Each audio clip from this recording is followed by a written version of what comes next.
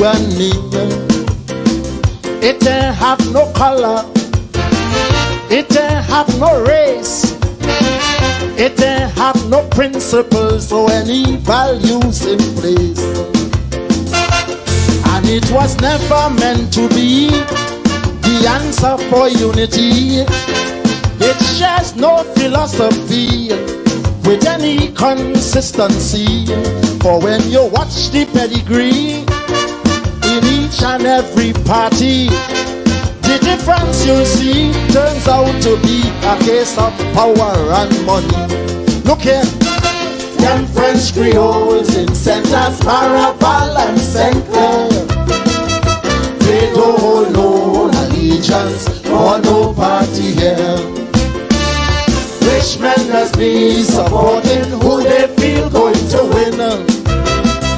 Loyalty, friends, means nothing, money is getting. That's why P&M quite on turned coat to UNC. And when Del Motley, his background showed he was with DAC. Hector Motley, the speaker, swore P&M till he dead. And when the last election over, he was UNC instead. Augustus Ramreka sing, I knew him in Tapia. Next thing I know, he was a P&M minister. John Humphrey changed from Trinity and he joined about 5 parties. So he's only die-hard you and grassroots me. It's P&M and UNC. I lie. Oh, die, die, die. Oh, yeah, lie.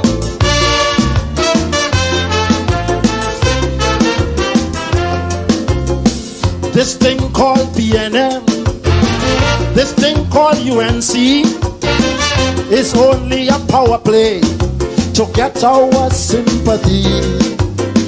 It's not about African, it's neither East Indian. It had nothing to do with anybody's religion. Kamaluddin is a Muslim, Mahathir a Christian to the brim. Yet Montano the mulatto, different race, same party, oh no.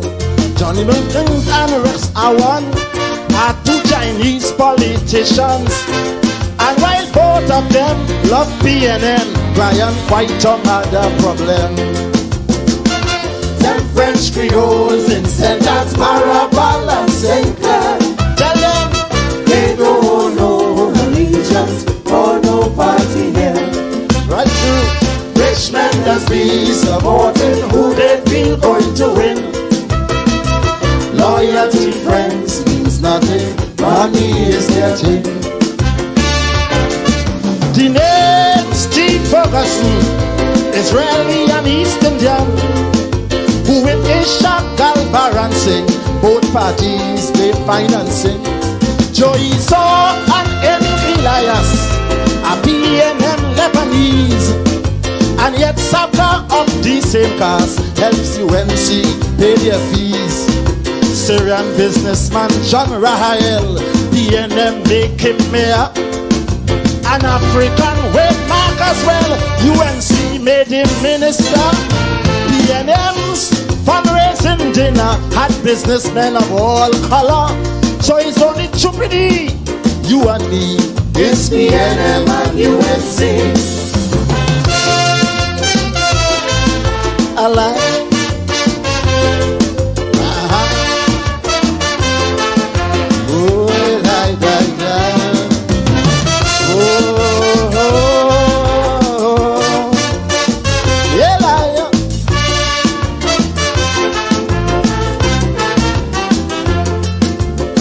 This thing called P&M, this thing called UNC, it foolishly splitting we on the grounds of ethnicity.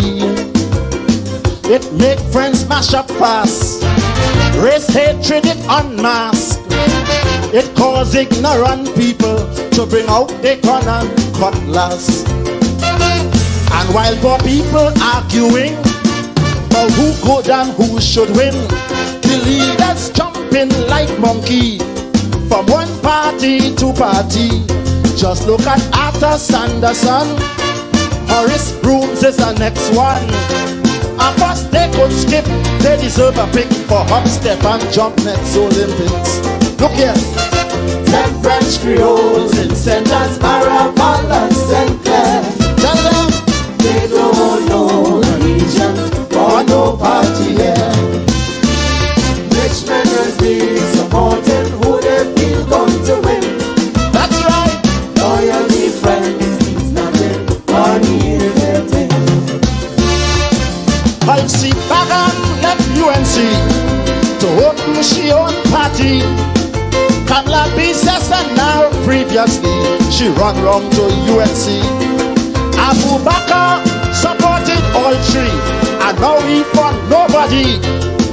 Errol McLeod walking wrong daily, so you can't say which side he be. A&R, my good friend, walked out on Eric Williams years ago, and yet last year he would say how he loved Eric for so. Ralph Maraj and Manning get away, and Ralph was UNC next day. And yet Curtis, you cussing stupid me for PNM and UNC.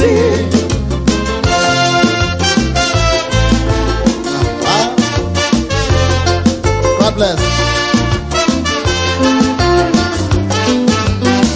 Yeah,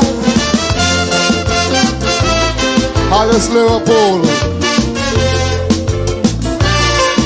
Shockers.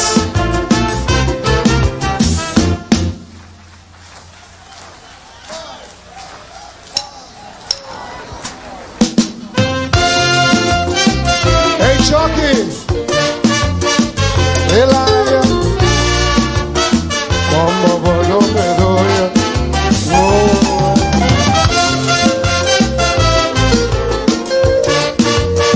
Thank you, brothers and sisters, for cutting the message. This thing called PNL, this thing called UNC, it don't mean one blessed thing to Britain, France and Germany. It don't hold no water for Clinton and John Major. Them don't care who in power once they collect their Canada. When Clinton buy oil and sugar, no party doesn't matter. Them greenbacks that Clinton send we, Emma and Jack or UNC. That's why Deborah Mickens lately for the Tobago Assembly. I say hats off to she for thinking like me when you see it independently. 10 French Creoles in Centers, Maraval and St. Clair. Tell them they don't know allegiance or no party here. Rich men just be supported who they feel going to win. Loyalty, friends means nothing. Money is everything. Abu Bakr left PNM, open his own party. Moving as some run from A&R to now, then he run back by UNC. Morgan Job joined now recently, cause he say that he love Robbie. But while he in now bodily, he mind still loved in UNC. Party in TNT, money is their ideology. That's why Brian White don't tell me he ain't taking over our poverty. Ramesh Maharaj cussing Manning, but do you know he was PNM years ago? So would somebody show me the morality in PNM and UNC alike?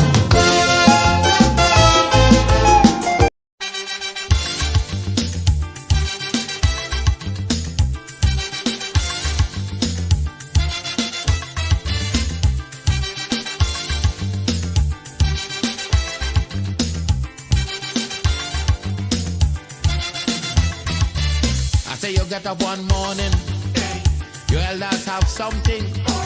You don't know how they get it, but but you want to use it.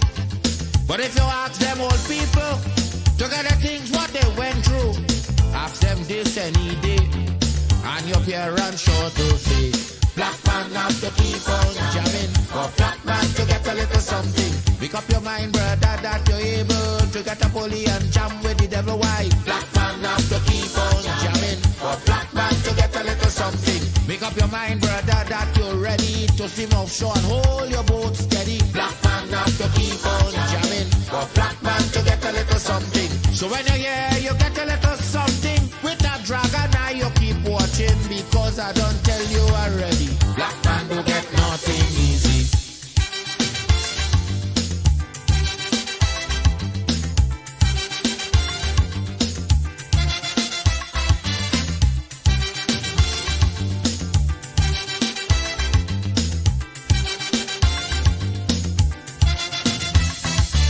I say you get up one morning, and oil money running. How it come you don't know, so that it can how the thing go.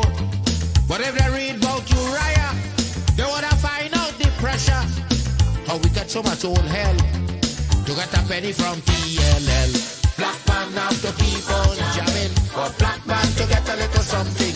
You got to take up your own cash money, pay people for your own refinery. Black man have to keep on jamming, for black man to get a little something. Make up your mind to be a magician, to make money out of scrap iron. Black man have to keep on jamming, for black man to get a little something. So when you're here, you get a little something. With that eagle eye, you keep watching, because I don't tell you already. Black man don't get nothing easy.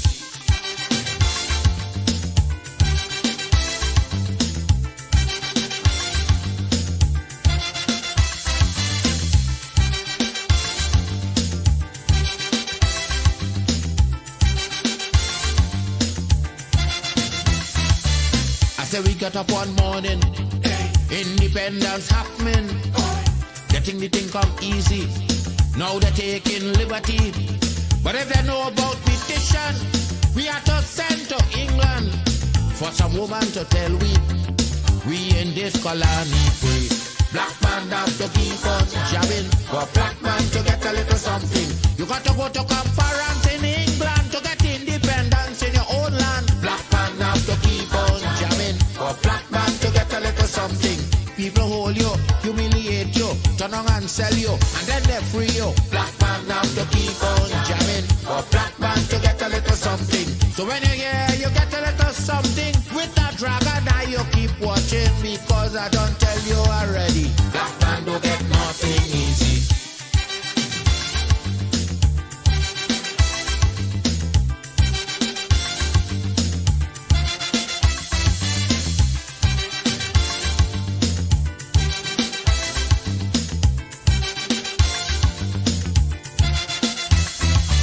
So when a black man gets something, he got to start thinking.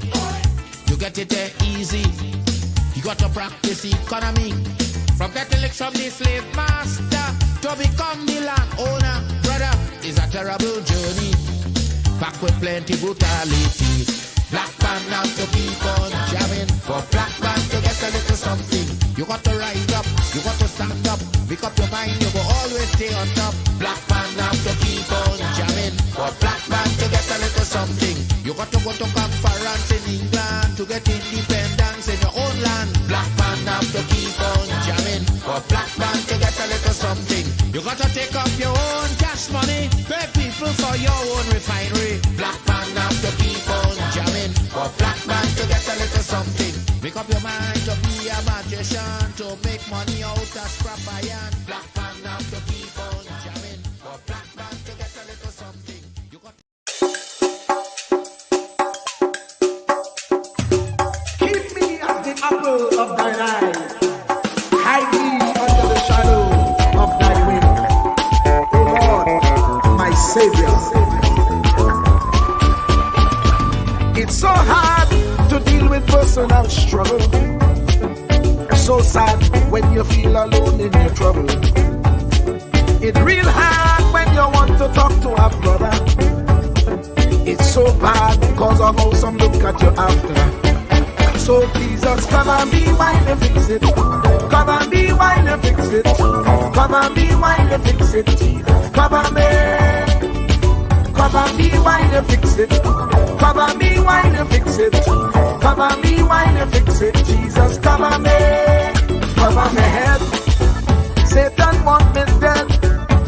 Cover my back from human attack. So Jesus, cover me while you fix it. Cover me while you fix it. Jesus, cover me while you fix it. Jesus, cover me. People see you smile, but don't know the hurt that you're feeling. Even as God's child, at times your heart does be bleeding. Where can you go when you're really looking for healing? Who know how to flow when your soul needs some restoring? So Jesus, cover me while you fix it. Cover me while you fix it. Cover me while you fix it. Jesus, cover me. Cover me while you fix it. Cover me while you fix it. Cover me while you fix it. Jesus, cover me. Cover me home from evils unknown. Cover my feet so I'll never retreat. Oh Lord, cover me while you fix it. Cover me while you fix it. Cover me while you fix it. Jesus, cover me.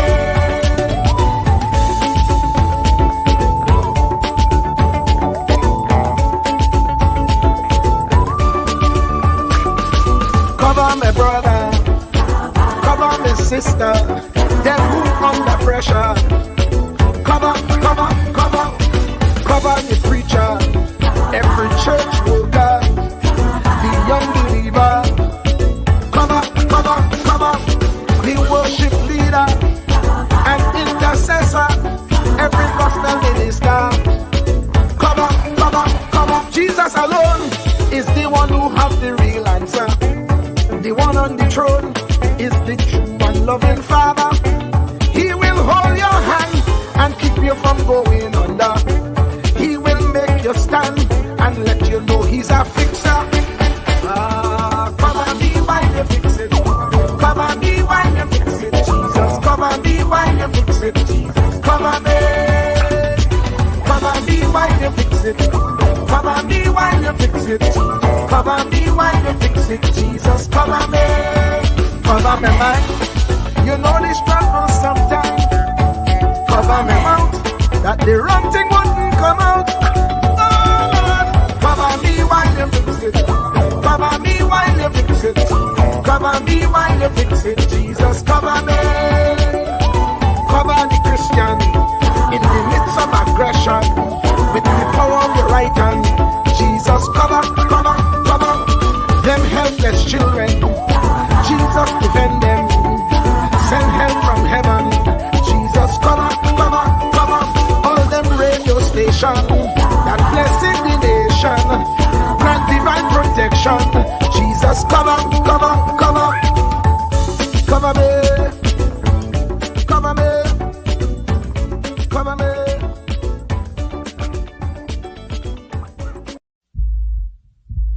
Truer words were never spoken. The less you associate with some people, the more your life will improve. Anytime you tolerate mediocrity in others, it increases your mediocrity. An important attribute in successful people is their impatience with negative thinking and negative acting people. As you grow, your associates will change. Some of your friends will not want you to go on. They will want you to stay where they are. Friends that don't help you climb will want you to crawl. Your friends will stretch your vision or choke your dream. Those that don't increase you will eventually decrease you. Consider this. Never receive counsel from unproductive people. Never discuss your problems with someone incapable of contributing to the solution, because those who never succeed themselves are always first to tell you how. Not everyone has a right to speak into your life. You are certain to get the worst of the bargain when you exchange ideas with the wrong person. Don't follow anyone who's not going anywhere. With some people you spend an evening. With others, you invest it. Be careful where you stop to inquire for directions along the road of life.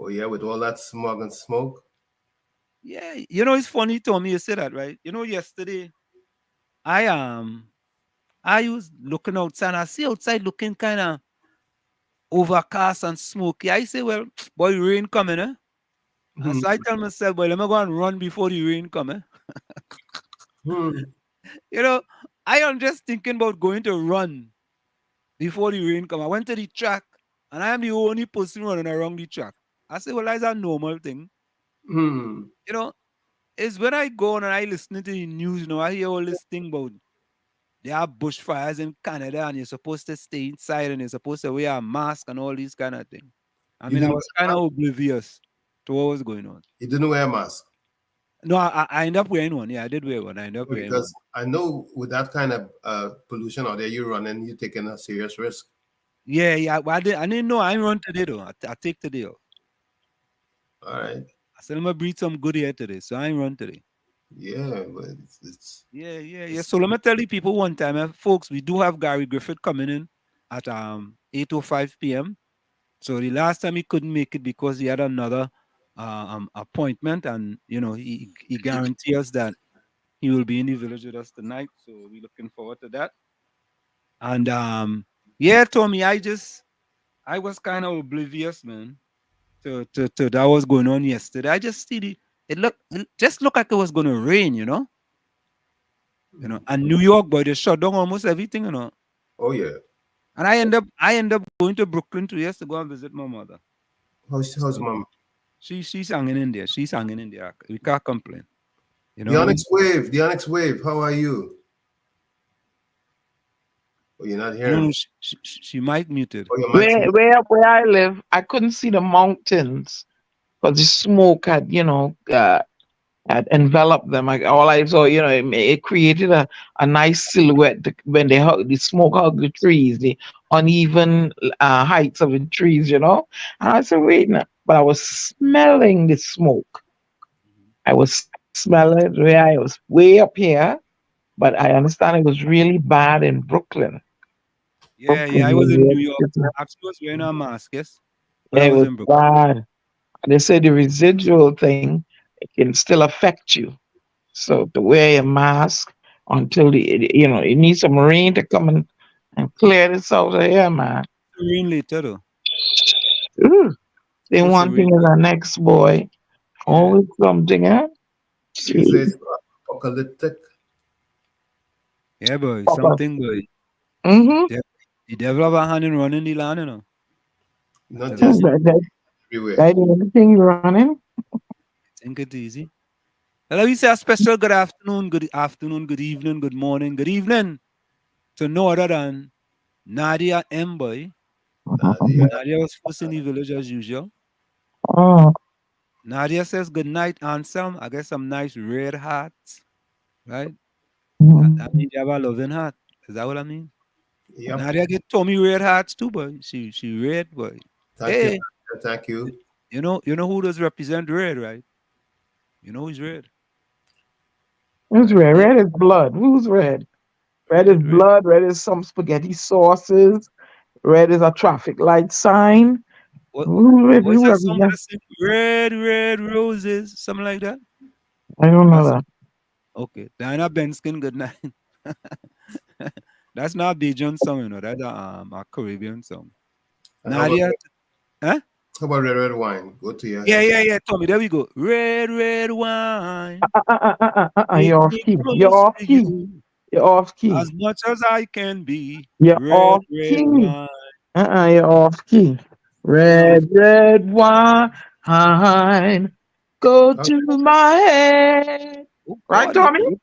look, Rennie clapping, boy. Dr. Love clapping, boy. Oh God, Dr. Love, just Make clapping. me forget that I love Oh, her yeah, so. God. Go ahead, Red, serenade. red Go ahead and wine. serenade, Dr. Love. Go ahead, go ahead, go ahead. Ooh, stay close to me. Right, ready?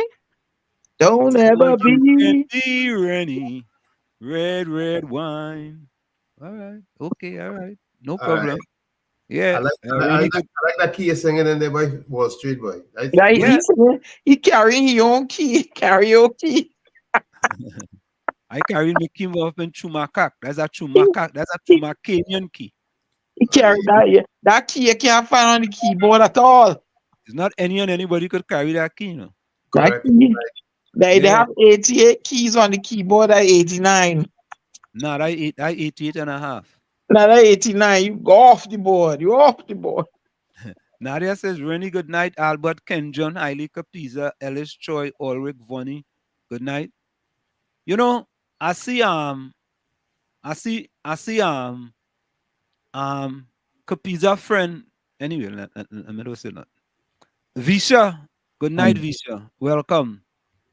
I am Nadia family or is her I Nadia family, we believe it is Nadia or Lana. It's Nadia, right? I Nadia. I think Simanga. No, Visha Rambaran. Oh no, that Lana. Lana, right? I think Lana, yeah, Lana's son or something. Yeah. I remember that Must Lana. be, yeah. You sure? Yeah, I think so, yeah. All right, so Visha says good night, sir. Yeah, I think that's Lana's son. Tommy, good night, sir. Good night, Visha. Visha said good night to Diana. Good night. And Nadia says good night, Visha. Hey, look, Vonnie Roberts coming third, yes? Bonnie, congrats. Eh? Congratulations, Bonnie. Yeah. That was the first time since this program started. That's the first time since the program started, Vonnie come third. Yeah, right? Yeah, Vonnie, welcome, man. Yeah, man. He says good afternoon to all lockdown. Hi, Nadia. You're again the first. Congrats. And someone team Storm and Tommy award you with a free trip to New York. You deserve it. You see how them fellas is? With all the problems going up in New York. Who get a free trip to New York? No, that's what he say. Nadia, happy, but when you come here, come look for me, girl. Me and Tommy. Yeah, but no, we call all the thing what going on in New York. That's why you ordering a free trip. Bonnie, that's not nice. Yeah, I mean, think about it. She should hold it to task and make you give it to her when the place clear up. And he say you deserve it. So Keisha, welcome. Good day to you. How everything going? Diana the Storm. Diana, you get some purple hearts. Yeah, I get hearts too from Keisha. Yeah, one love in the house all the time. Keish. Tommy, you get some blue hearts? Yes, Keish. It's all good. All right. Lana, Rose, Carice, Marisha, Erica John. You know, I don't call Erica John to find out what they're doing with them building up in Chumakak, you know. The place is an empty spot. Wrong with what? I had to play that thing what Ulrich sent me, boy. They flatten that building down on Duncan Street. No? That empty spot now. No more eyesore. Building, boy. Imagine that, boy. But that's only the meltdown before the rebuild. Yeah, that's only the start. Yeah. The rebuild, what they putting up there, Tommy? You know something I don't know? It's housing. I know nothing. Yeah, you know something. But you just keep me Toko mouth shut, but you know something. No, not Toko, Salibia. Yeah, but I say Toko. You know he keeping him mouth shut. No, when people say you from different areas, you just I say from Toko. You have a problem with that? No, I don't have a problem. All right, then. You're making don't fight over my. Yeah, I say from Toko. So you supposed to correct them, man. You say I say from Toko. I got Bajan. I can say where we from in Trinidad. Okay. So if I say you from a certain part of Barbados, what about that? You could go right ahead. Don't bother me. All right, no problem. Randy says Hillaby. All right. Make sure you pronounce it right. Hillaby. Hillaby? Hillaby. Or it's Illliby. Hillaby. Look at you. Can't spell. Oh, I dropped the H. Oh God, I dropped the H. Hillaby St. I thought Thomas. you said Hillaby, you know. Hillaby St. Thomas. Okay. All right. And I'm a disgusting father from St. George. Okay. All right. Let me see what Rennie have in store for we tonight. Let me see. Let me see what the love doctor have in store for us tonight. He says, good night, boys and girls. Love in the house. Great love is all I bring. All right. He's consistent. Yeah. Respect to the panel, Miss Walls, Lady D, Mr. Tommy. Yeah. All right. So far, so good. He says, sending out super Super. What? Superbulous. All right. Superbulous. Let me bring my Instantaneous. feeling so I can see. Continuous. Phenomenous. Love to all the ladies. All And right. that me want that love kind some kind of infected. A lot of OUSs. All right. Here we go. Here we go. Drum roll. I got to get drum roll for Ronnie.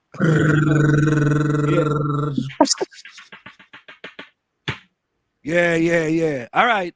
Let me see. Plant a seed and it would grow. Nature love and it would show. Both of them would blossom beautiful. Both of them will make our life wonderful. Where both of them? Who tell the woman? Who tell it? Rennie, Rennie, you fall short. Rennie, you normally make it specific to Lady D. Oh, Jesus Lord. Even hit it out the park. What happened today, Rennie? Yeah, Rennie, you fall long today.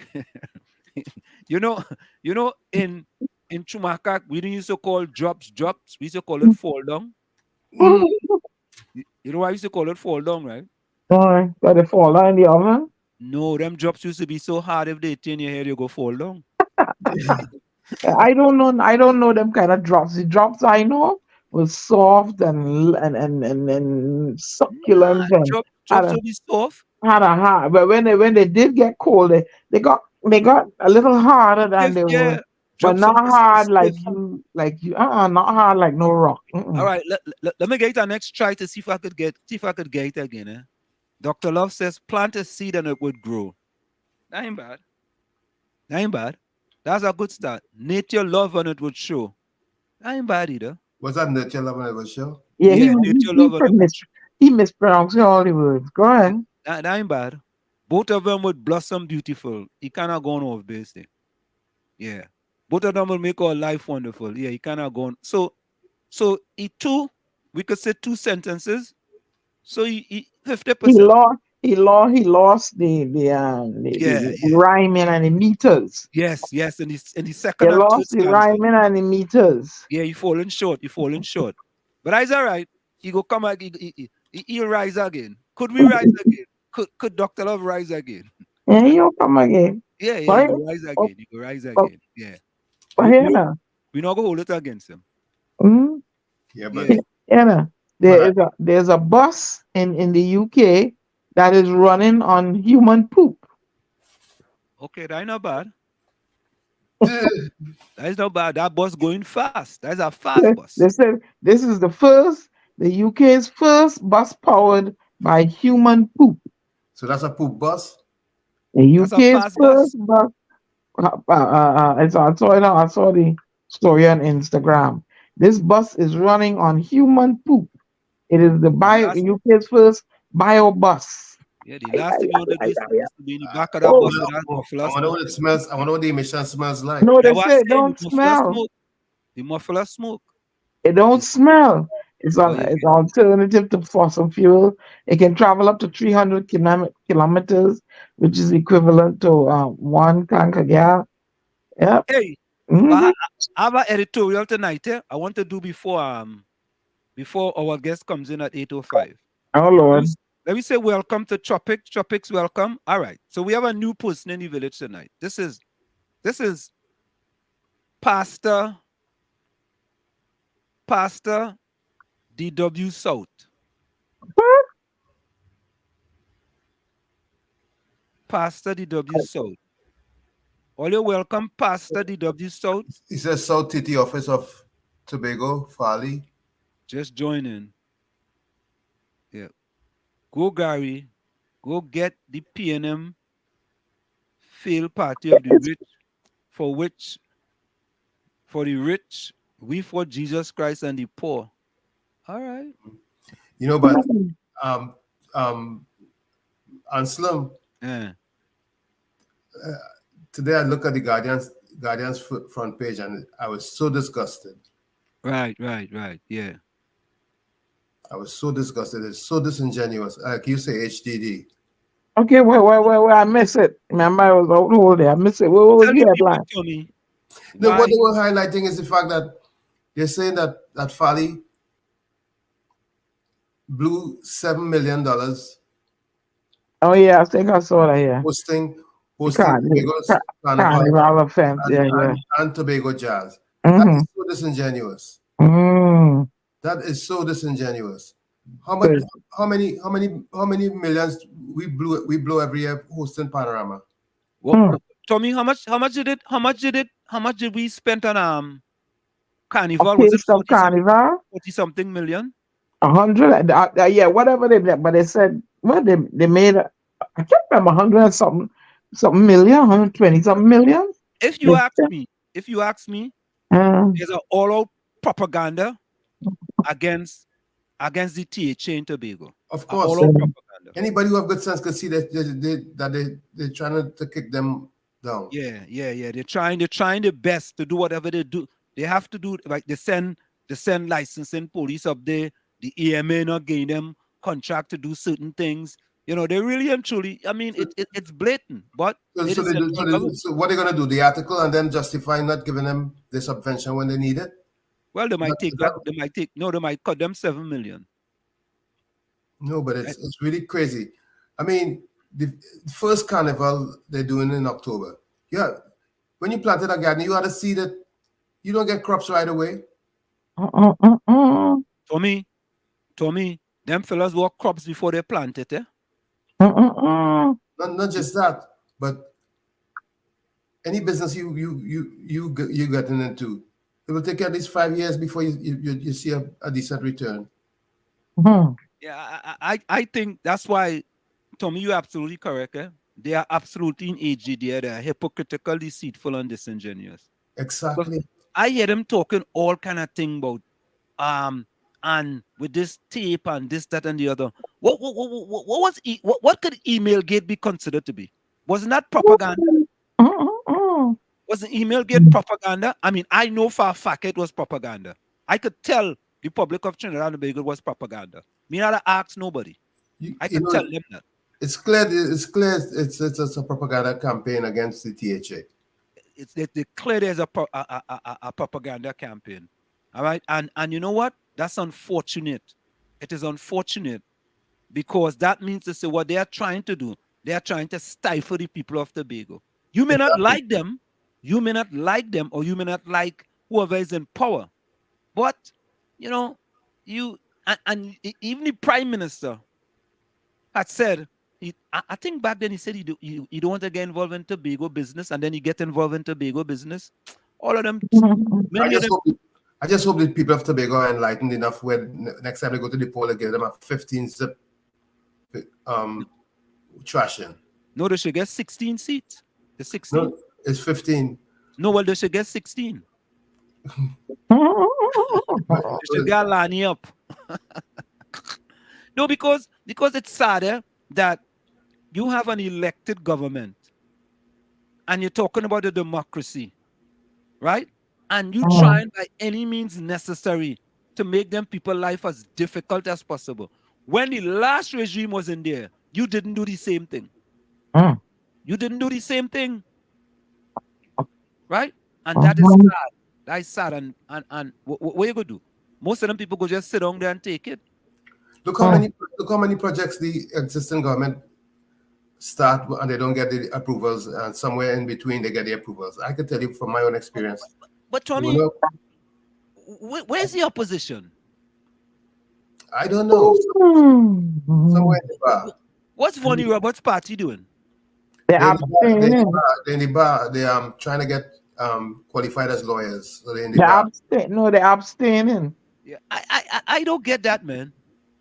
You are the opposition, right? Certain things that are significantly important, you know, you have to comment on it. Not just that, they don't realize that when they let these things slide, they're setting themselves up too for these things to happen to them. Yeah. Get on the people's business. Judy says, Anslam, Diana, Tommy, pleasant good evening. Pleasant good evening to you, Judy. Hey, Judy. Judy says, pleasant good evening to all in the village families. One love Trinidadians. Yeah? Why don't just let Tobago go on their own business? That's right. I've been them on saying their that. own business. Let them suffer by themselves. If you want, give them the subvention, what they're supposed to get, the allocation, and say, look, all you're going to do whatever all you want with it. Right?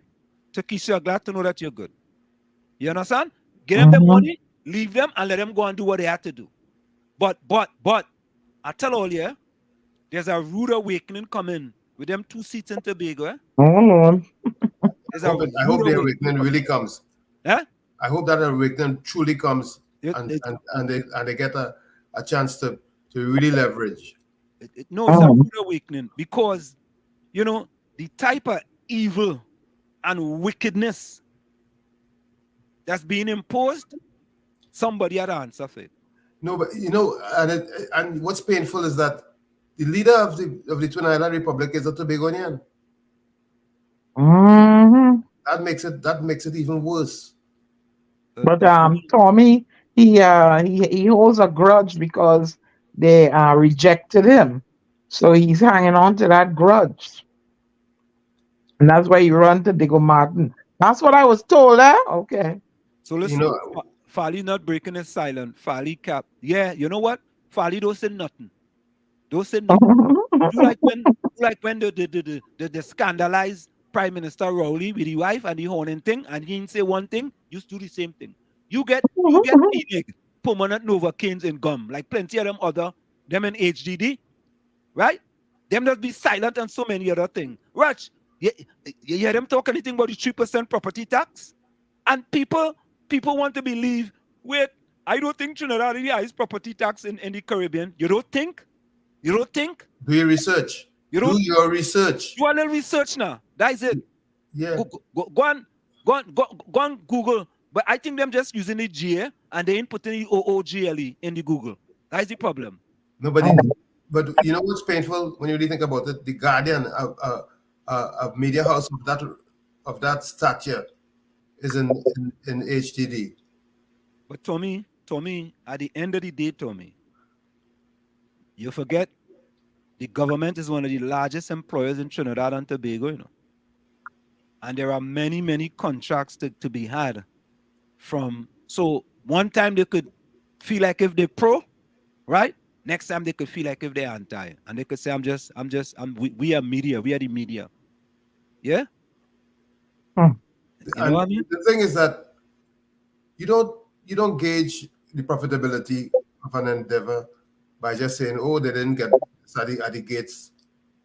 There's so many other ways that money is made and taxes are being paid and so on and so forth and so forth. But Tommy, does anyone know how much money they made from the last carnival? I'm Googling it. What about the recent summit they had there? They paid 3.5 million for the summit. What did we get out of it? What did the people of Trinidad make? A crime summit, eh? Did we get a reduction in crime in Trinidad? Did we get a reduction in crime in Tobago? The government allocated 147 million for Carnival 2023. What was the profit from that? Remember they said, I think, let me go look. What was the profit from Carnival? When I look, people are not serious. Because when you pointed a finger, remember when you pointed one, 4 more coming back at you, you know. Yeah, but I want to know what was the profit from Carnival. Yeah, I'm looking. We should ask the Guardian. Yeah, they know everything. What was the profit from the Carnival? And they will tell you. What's the profit? Was that the mother of all Carnival? Yeah, were they able to gauge how much the receipts were from the gate? Yeah, I mean, we should know that if a little Tobago with 60,000 population, right, and them lose 7 million, right, and Trinidad have 1.3 million, then we subtract the 60,000, right? We say they have 1.3. But Anslim, it's not they lose 7 million because that's not how you gauge that. That's not how you gauge these events. You cannot gauge these events from the way that they're going about it. It's not that doesn't work like that. That's deceit. I mean, listen. You remember they talking about all these parties have a propaganda machine. I want to ask Gary Griffith if his party has a propaganda machine too. Because all of them. What do you think about what? That Guardian headline. Yeah. So Pastor DW South says PNM love to loot. He says he's Bajan too, Diana. Yeah, Are your family? Bajan, what part of Barbados, man? I don't know if from Oh Barbados. I think gosh, he from Diana, What you part Nicola of Street. Barbados? He boy. might be my family. You never Yes. know. You right from the street. Hey, Curtis Montresard. Welcome. But Diana, I have Bajan roots too. You are Bajan roots, like by your grandfather. My mother and father is two Bajan. Ah, okay, I come from Bajan tree, not the roots. But go ahead. Diana, don't try to upstage I me. come from All Bajan right. tree, not the roots. So we gotta call Pastor DW PDS. That's Pastor DW South. PDS. Pastor DW South. We don't know what their topic.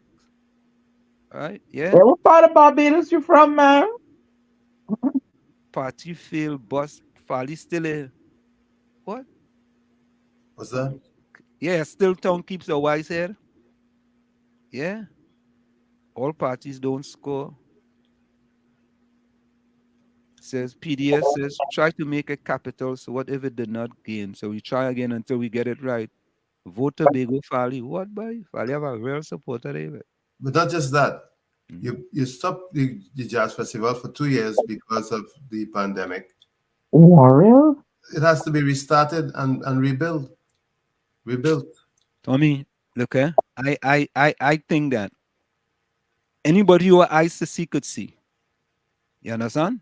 They know what is going on. They could see from afar what going on with Tobago. They could see how the people treating them like stepchilds, right? Who asked at PDW? So Frank Worrell is your family, or you are the Frank Worrell? Is that what you're saying? No, he's not Sir Frank Worrell. So Frank Warren for That's what I'm saying. I'm like, I don't think he want to be Sir Frank Worrell. oh, he says he's a citizen by descent. Yeah, So am I, a citizen by descent. yeah. Yep, born in that miserable country, Trinidad. Diana, don't go there. What do you mean don't go there? Love You Trinidad. heard what I said? Trinidad miserable. I would type it and say it too. What's that? Miserable. I don't understand that. Les Miserables. You never see the play Les Miserables on Broadway. But that's not how you say it. It's Les Miserables. Les Miserables by Trinidad. I say so. Too much of bacchanal confusion. Yeah, But South TT office of Tobago, Fali. We love Trinidad, but not how they treat Tobago. Mm. Keisha, Judy wants to know, Keisha, how you doing? Judy says she's up there. What? Her grandparents are marshals. Hey, my look at grandparents, here. my grandparents are Marshall too. Yeah, Judy. All you might know Judy, boy. Trinidad make up of a whole heap of Bajans. That My east-west my corridor my is a father, whole heap of Bajans. my father's mother is Marshall. Her last name is Marshall. Her A maiden name. whole heap of Bajans. Hey, before we go, let me read my editorial. Hold on, I have an editorial I want to do. Hold on, guys. You know, Before I we, read the editorial. hold on, let me get my editorial here. I want to read this editorial. Hold on, I'm gonna get this editorial here. The Springers, the Worrells, the Weeks, all of them is Bajan. Okay, yeah, boy.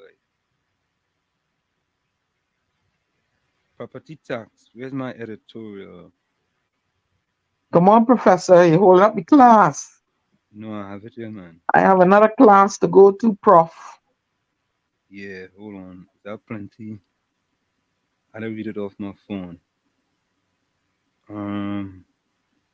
Okay, here we go. Here we go. Here we go. Here we go. Here we go.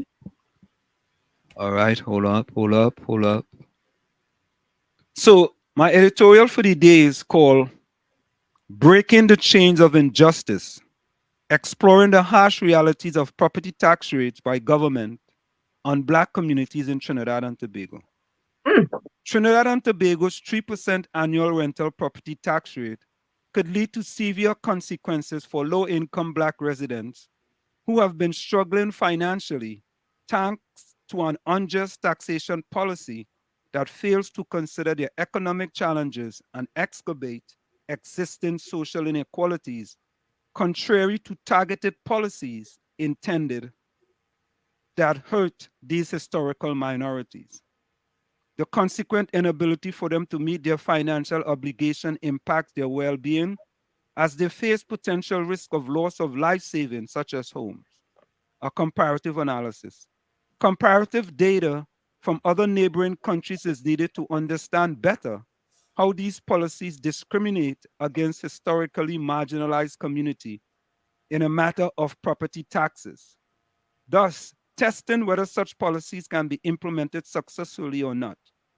Among these countries are Barbados, with a more progressive taxation system, where there is fair consideration considering property values and owners' income before a favorable distribution of tax obligation across the population is implemented. When juxtaposing Trinidad and Tobago with neighboring states such as Dominica, Grenada, St. Vincent, and the Grenadines, regarding property tax percentages now become a pertinent issue, often to the disadvantage of residents within Trinbago's borders. While other nations seek balance between meeting financial obligations towards improving their country's economic states, while prioritizing citizens' needs, especially those who are financially challenged. Policymakers have struggled to balance tax equity with revenue generation amidst a range. You are listening to WZYE 95.9 FM, Maplewood, New Jersey, broadcasting. Okay, so here's a quick SWOT analysis. That's strengths, weakness, opportunities, and threats analysis. Strengths.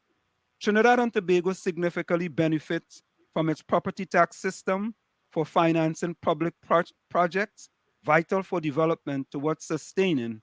However, reassessment could lead to a more equitable tax structure. Weaknesses. The current tax structure is excessively punitive against Afro-Trinidadian population, causing more harm than good. Moreover, there is no consideration given to how unique circumstances affect property owners when serving up this cookie-cutter system. Opportunities. There are several paths advisedly taken in mediation taxation, imbalance, including exemption based on income levels. Folks, this is Gary Griffith. I gotta take this call. Hold on a minute. Yeah, hold on a minute. Yo, hello. Hello?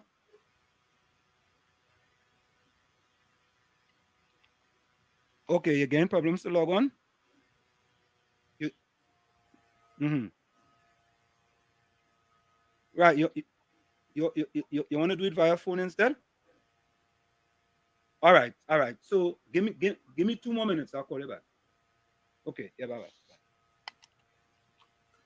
All right, so folks, let me finish this quickly. Right? Let me go back to opportunities. There are several paths advisedly taken in mediating taxation imbalance, including exemption based on income levels or developing a progressive tax system that recognizes financial status variability. Partnering with neighborhood states can foster opportunities for knowledge sharing as well as policy changes that can positively impact marginalized communities. And lastly, threats.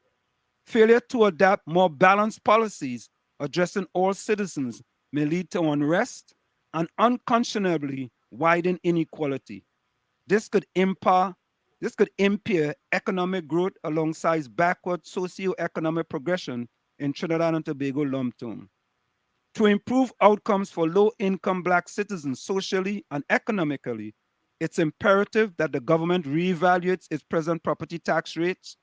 Adjustment aimed at creating equity will positively impact those vulnerable populations financially while promoting general harmony nationwide, simultaneously culminating in overall progressiveness, gains collectively added as benefits.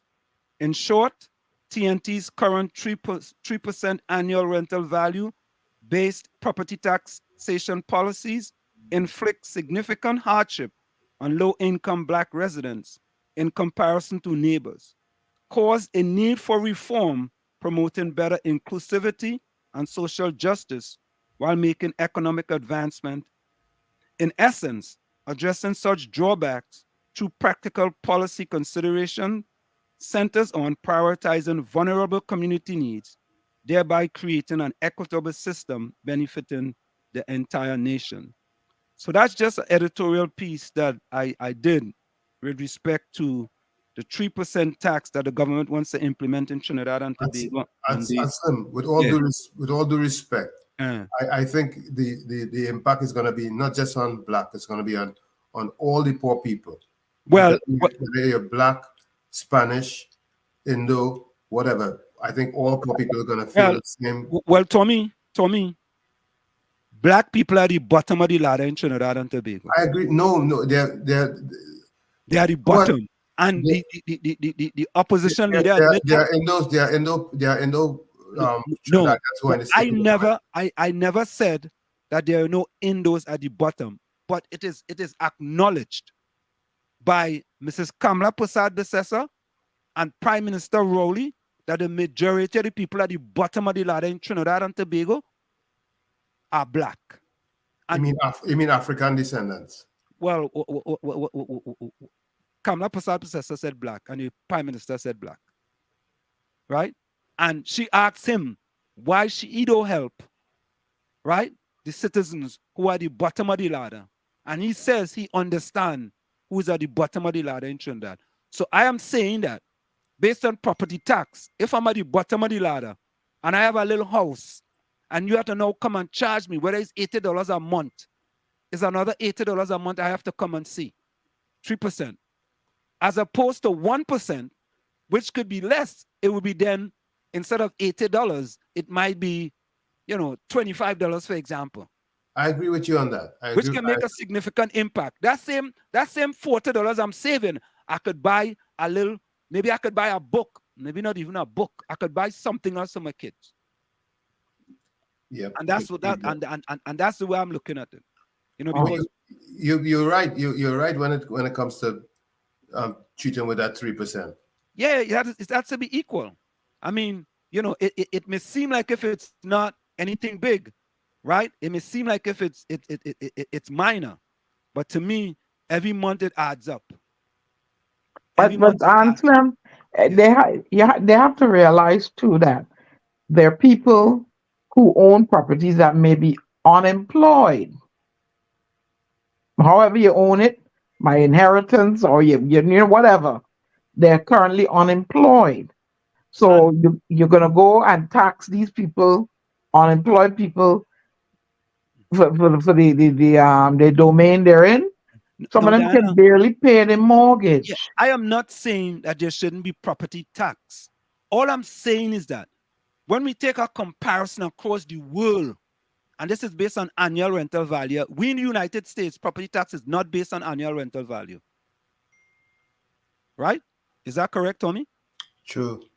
What about you, Diana? We pay property tax, right, based on the school district that you're in. The better school district, the more taxes you pay. And as a result of that, those who can afford the higher where you want to live, if you can afford it, then you can expect to pay higher property tax. I went and bought something somewhere where I can afford. I can't afford Greenwich, Connecticut. I can't afford. You understand what I'm saying? I won't go put myself in Greenwich, Connecticut. I put myself. But these people are already there. But think about it, Tommy. Some of the most sophisticated areas in the South Orange Mayport community. Let me say your house costs about $1 million, right? Then people might be paying about 40,000 in taxes. You say, Tommy? 20,000. Huh? 25,000. 25,000. How much you think 25,000 or 1 million is? You understand? But Anselm, if you inherited a property, right? You inherited a property, and you were working, you're no longer working. I find it unjust to go and put tax on them people. No, there should be some property tax. But let me call Mr. Griffith here.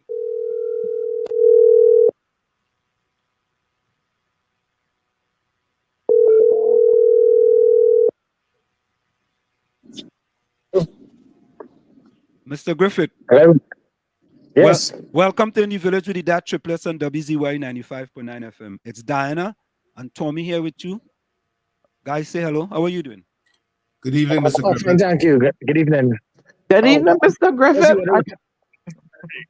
Good evening. How is the sky looking out there? The sky, right?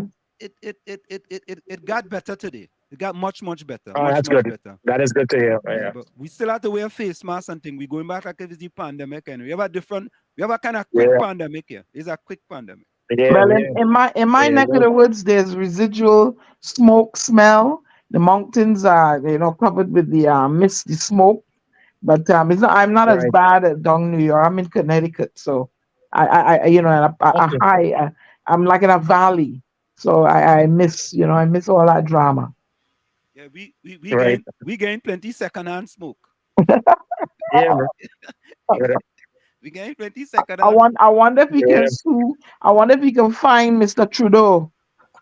And I wonder which pleb discarded a cigarette or a match to start that fire. But go ahead. That's interesting. So I hope it clears up quickly. Yeah. It's funny. It started yesterday, and like in where I live, we were looking at the overcast. I thought it was rain going. I thought it was rain going on fall. Yes. Yes. As a matter of fact, I was just telling Diana and Tommy, I actually went out running. Being that I wasn't focused on the temperature or anything, when I went to the track, I was the only person running on the track. I said, something wrong. Then when I came back home and I heard the news that they're telling people you're supposed to wear a face mask and don't go outside. But you know what? Yeah, man. It's gonna get better. Do you guys don't have anything at all in Trinidad, right? No, not at all. Until when we keep looking at you guys up there, I mean, it reminds me of these apocalypse movies like an I Am Legend or Walking Dead. The way that looks out there, it's really it's not a nice sight at all. I really hope it clears up for you guys as quickly as possible. Yeah. And it kind of cleared up today. And I actually didn't go out to run today. Yes, I say, you know what? Let me just take, it was a good time just to take a day off. Yeah, so I didn't go out to run. So Mr. Griffith. Yeah. We're looking at the political landscape, and we're looking at upcoming the local general election. Now, as political leader of the NTA, there are 14 municipal corporations. Is the NTA going to field candidates in all of those 14 municipal corporations? Right. So, good evening, New York and Byron. So, yet again, now the NTA. We are a political party. I mean, there are dozens of persons who call themselves in Trinidad and Tobago a political party, but when election comes about, they do not participate.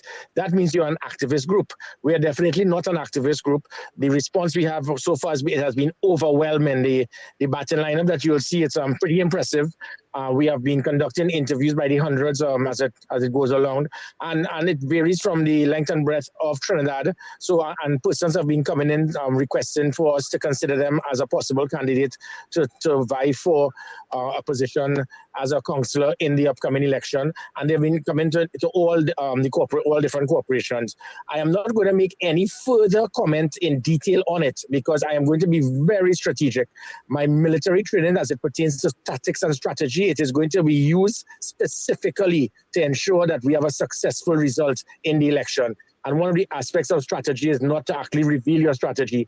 It is going to come out. But what it is going to be a national referendum for positive change, a referendum against what we have seen known as creeping dictatorship. And we are going to do what is required to ensure we send a clear message, loud and clear, to the individual who has caused this. So Mr. Griffith, who would you say is the NTA top competitors in this local election? I know you're a competitive person. You play hockey, right? Yeah. Yes. And you look at who is your opponent. there's one opponent, and that is the person who leads the political party that is in government. The one opponent that we are seeing is the individual we intend to have removed from office, because enough is enough. Listen to persons up north. Let me tell you something. There's a perception that you all will have that there's a major concern of fear in Trinidad and Tobago. And we all believe that the majority of the fear factor in this country has to do with crime. Guess what? That has now become secondary. The fear factor has to do with victimization, with intimidation, with harassment, political intimidation. People are fearful in this country. Never before. We can go from Eric Williams, George Chambers, Ian Robinson, Basdio Pandey, Patrick Manning, George, all of them. And not one have we ever seen, Kamala Prasad Visesa, has the country ever been fearful of somebody in command?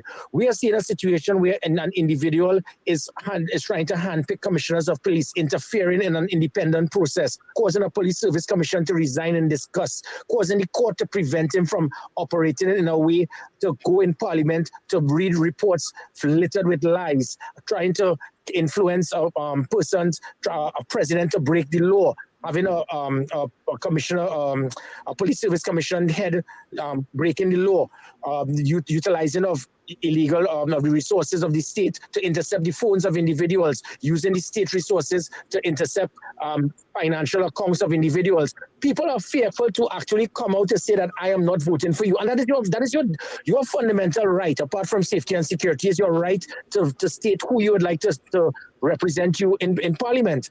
And people are fearful. They are fearful to say that I am voting for, whether it is the UNC, the NTA, the PDP. Those are the three parties of relevance that are going against the PNM. And it is really sad that we have reached that point. So the one thing that has to be removed is that dictatorial aspect of democratic dictatorship, when one man alone in this country can handpick a president, a chief of defense staff, a commissioner of police, a chief justice, the president of the Senate, the Speaker of the House, the Police Service Commission indirectly, because he appoints the president who appoints them. This is very close to a police state, and you are seeing police officers being involved in this. You would have seen the matter with Brent Thomas, police officers involved in abduction, and they got the permission from government officials to break the law by leaving Trinidad and Tobago to abduct a Trinidad and Tobago citizen outside of the territorial waters of this country. That is the madness that is taking place in this country. And the country. So what I am doing is leading the charge to ensure we send a clear message to this individual of one word: enough. And who is that individual, Mr. Griffith? That's Kid Rowley. Okay. He is the political leader. He is the prime minister. He is the person that has been instrumental in all of the ills that we have seen in this country. Let's forget about the fact of his incompetence, his inability to provide proper systems of education, health, the economy, social services, youth development, sport, national security. That is beside the point. What he has done is every time this man goes on a platform, it is to attack, it's to destroy, it's to discredit, it is full of hate, bitterness, arrogance. When it is you reach a point that this country's biggest problem, apart from being fearful of political victimization, is the fact that you're afraid to leave your home. And even if you're in your home, there's home invasion that is taking place. And then you have someone who was there previously, who the country believed 89% said he was doing a good job to reduce crime. And he says, Prime Minister, I know we have political differences, but I am willing to help you. I am willing to show and guide you to show what can be done to make sure people are not raped, killed, kidnapped, robbed. And you, with your arrogance, will say, you're not one of us. You don't have my political party card. I virtually prefer to see the country drown in blood than to get your support. And then you have a handful of people clapping like those trained seals they have in Orlando, in SeaWorld, applauding this, not being concerned that by doing that, your child could be the next victim, your husband, your mother, and you are applauding this. That is the dangers that we have when people are so blinded by politics. You go in there and do not realize that you're affecting your own self. Thankfully, there's that floating vote, that third constituency of persons who are not PNM till they're dead, who are born at UNC and are going to die at UNC. And nothing against these two parties. They have done so much to develop Trinidad and Tobago. But that 100 to 150,000, they play a critical part to decide the outcome of an election. And those are the troops that I have rallied. We have circled the wagon, and we are ready to rumble on August the 14th. And that message will be sent clearly to Keith Rowley that enough is enough. So, Mr. Griffith, I want to come back Yes. to a poll there is had, but I want to ask you this question. What do you think is the Sure. biggest challenge facing Trinidad and Tobago today? The biggest challenge has to be that when persons get into political office, they forget their oath. They forget what you're there for. And there's so many things that can be done. How could you be a prime minister and somebody, because you are bitter and have hatred for him, you're trying to say, I don't want your help. I am comfortable that we are having 600 murders and we move from 342 murders a year under your watch, Gary Griffith, as commissioner. And the country was the safest in 17 years. And now you've gone to over 600 and I don't care. I don't want your help. That has been the biggest problem, the politics. Persons in political office forget what they're there for. They're there to serve. They're not there to lead. They're there to be humble and respect persons. They're not there to be arrogant, obnoxious, and they're here to unite, not to divide. Those are the words and the type of character that I intend to push into politics in Trinidad and Tobago. For too long, we have seen the bitterness, the hatred, business, and that has to stop. You cannot expect and want to serve a country when you show hatred for half of a country. Fitzgerald Hines continues to, you are the Minister of National Security, and he spends more time spitting hate, anger, venom on the UNC. I do not have intention to do that. I have the world of respect for the PNM, properly demanding the Chambers, the Eric Williams PNM. But the Keith Rowley's PNM is not the PNM that the country would have seen and loved and said, look, we want to give them a try. And that is why that 150,000, the vast majority, 95+%, are saying, we want this man out. This is not the PNM that we know. So this is not against the PNM. This is the RPNM, the Rowley PNM. And that Rowley PNM, that is where that message must be sent on the 14th of August. You can't continue to utilize state resources to attack and go after political opponents. Hear this, New York. Hear this, anyone outside Trinidad and Tobago. You have a prime minister that told a commissioner of police, here's 45 million TT. You are to use this specifically to hire attorneys to arrest and investigate political opponents. Anywhere else in the world, there will be a snap election. And then when I asked for 100,000 TT to complete an investigation to get an engineer based on the AV drilling matter, because the report I got from my police officers made for disturbing reading, they refused to give that to me. That anywhere else in the world will show an automatic reason for a snap election. When you have a president breaking the law, she was supposed to hand over the merit list and refused to hand it over to Parliament. She should have been removed from office. Our constitution is so flawed, and that is the reason why we intend to get into office, to amend that constitution. The constitution allows for that democratic dictatorship. And simple things, as again, something I want to stress on. There are 300,000 plus of you all in New York and the environs, that diaspora. And then you look at the same thing in Miami, in Toronto, in London. Why can't you all vote? I intend, when we get into office in 2025, ensure that you all don't have to be flying on an aircraft to get back to Trinidad and Tobago to express your fundamental right to vote. You can stay right there in the embassies we have in Miami, one in Washington, one in New York, one in Toronto, one in London, one in Geneva. And you go out there, once you have a passport to show you're a citizen, you have every right to be a citizen of Trinidad and Tobago as any citizen in Trinidad and Tobago. It happens in the United States. These things, this government will not do because they are fearful that the vast majority may want them out. And I don't care if it is that I make that decision come 2030, when it is that you all have that opportunity, so be it. But I am going to ensure that each and every person, every creed and race will find an equal place regardless of your geographical location. Well, I got to tell you, Mr. Griffith, most of us in the diaspora have always been wondering why we cannot vote. We are citizens. We have valid passports. Many of us have to jump on a plane and come to Trinidad in order to vote. And birth paper. Yeah, and birth paper. It's just like absentee ballots where people live in, people in Russia, in this country, people in Russia, people all over the place are allowed to vote. We just can't understand why. Right, born in Trinidad and we can't vote. Yep. Yeah, so what makes you less a Trinidad and Tobago citizen because you have migrated? You have a Trinidad and Tobago passport. Now, if you have dual citizenship, you can't be a member of parliament, like Gypsy and others would have known, but it does not stop you from having your right to vote. And I intend to change these things. It is simple things that should have been done, and it has never been done. And I intend to go up there and make it happen. And again, let me tell you, so the reason why political parties will not do this is because we have worked this maths and this magic for general election election so well because whoever wins St. Joseph and Tunapuna wins the election. So political parties will go and pump supporters from their base support in other constituencies, shift them across, do all this bacchanal. And with all of that, you're not helping in serving the country. If it is that what we are supposed to have is anyone who's a citizen of this country, you must have a right to vote. And as I said, I intend to do that.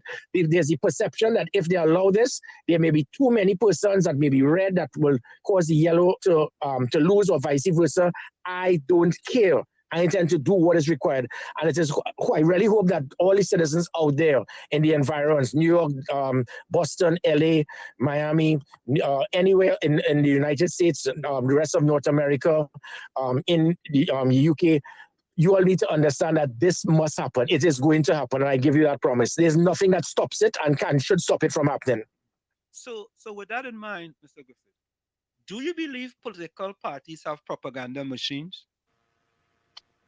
Well, I heard, I was listening to a so-called recording from someone who is alleged to have been a political, somebody who holds political office. And propaganda machinery is something that has been done for years. You all could go all the way back from Watergate and send it all the way up.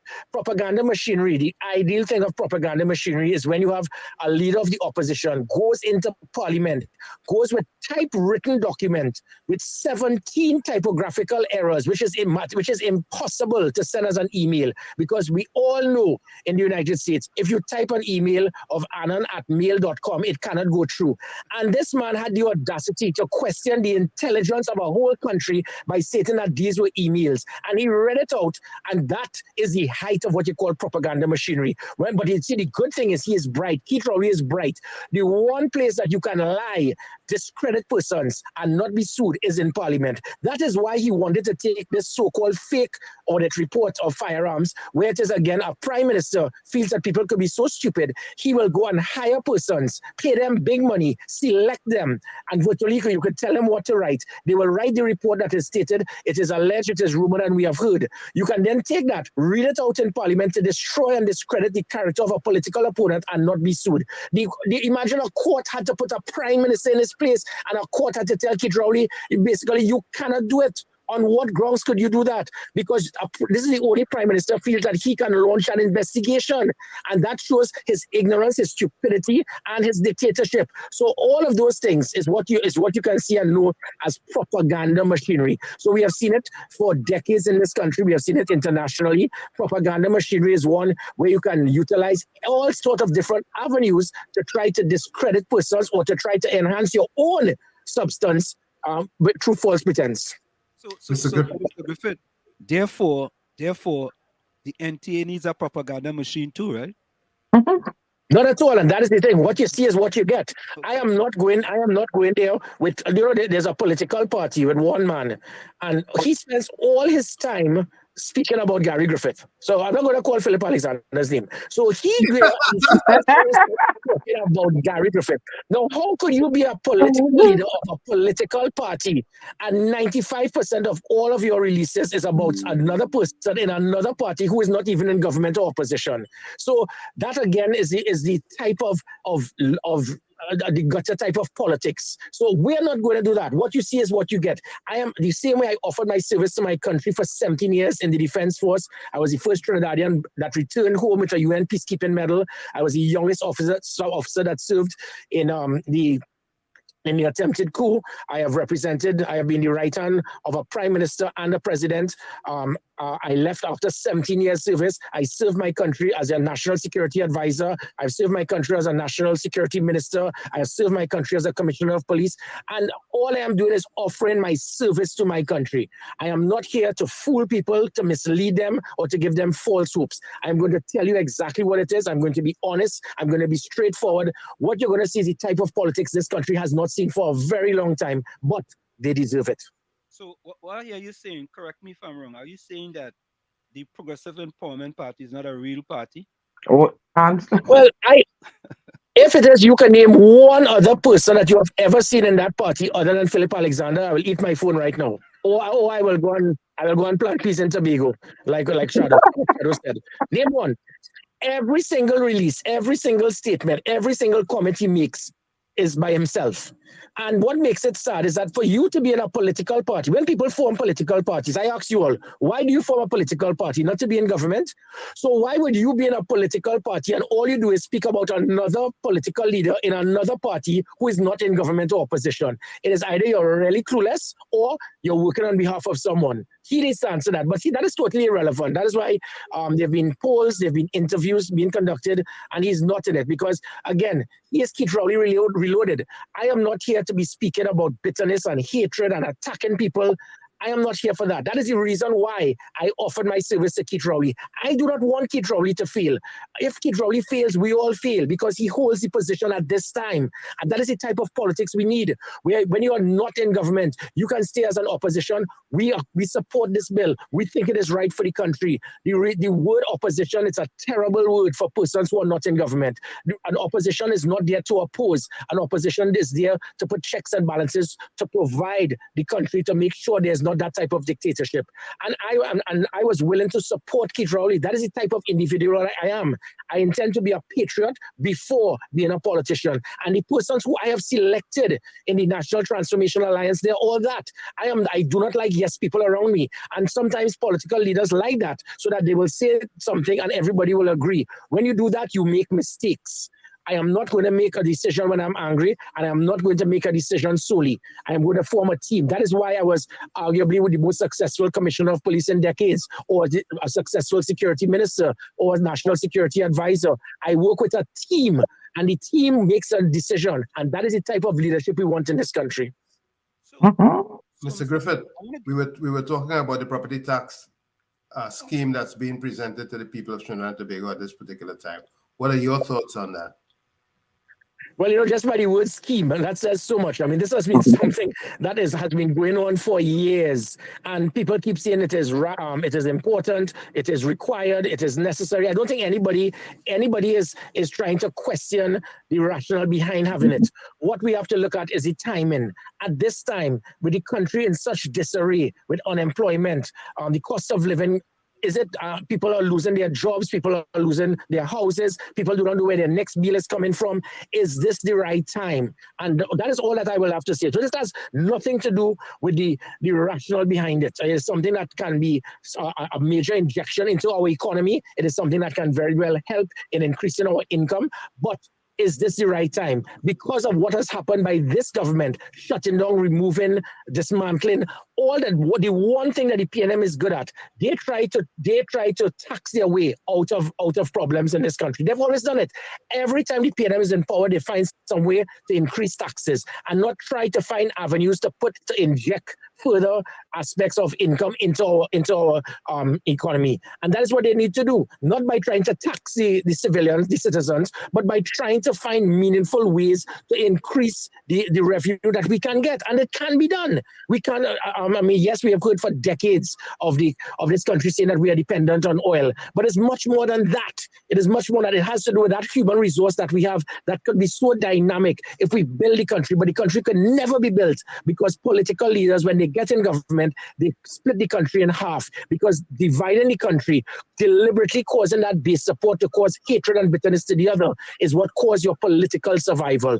And again, I will continue to say, I intend to transform Trinidad and Tobago with the team that I have around me, not Gary Griffith, but making sure that we have the best minds, the best persons available.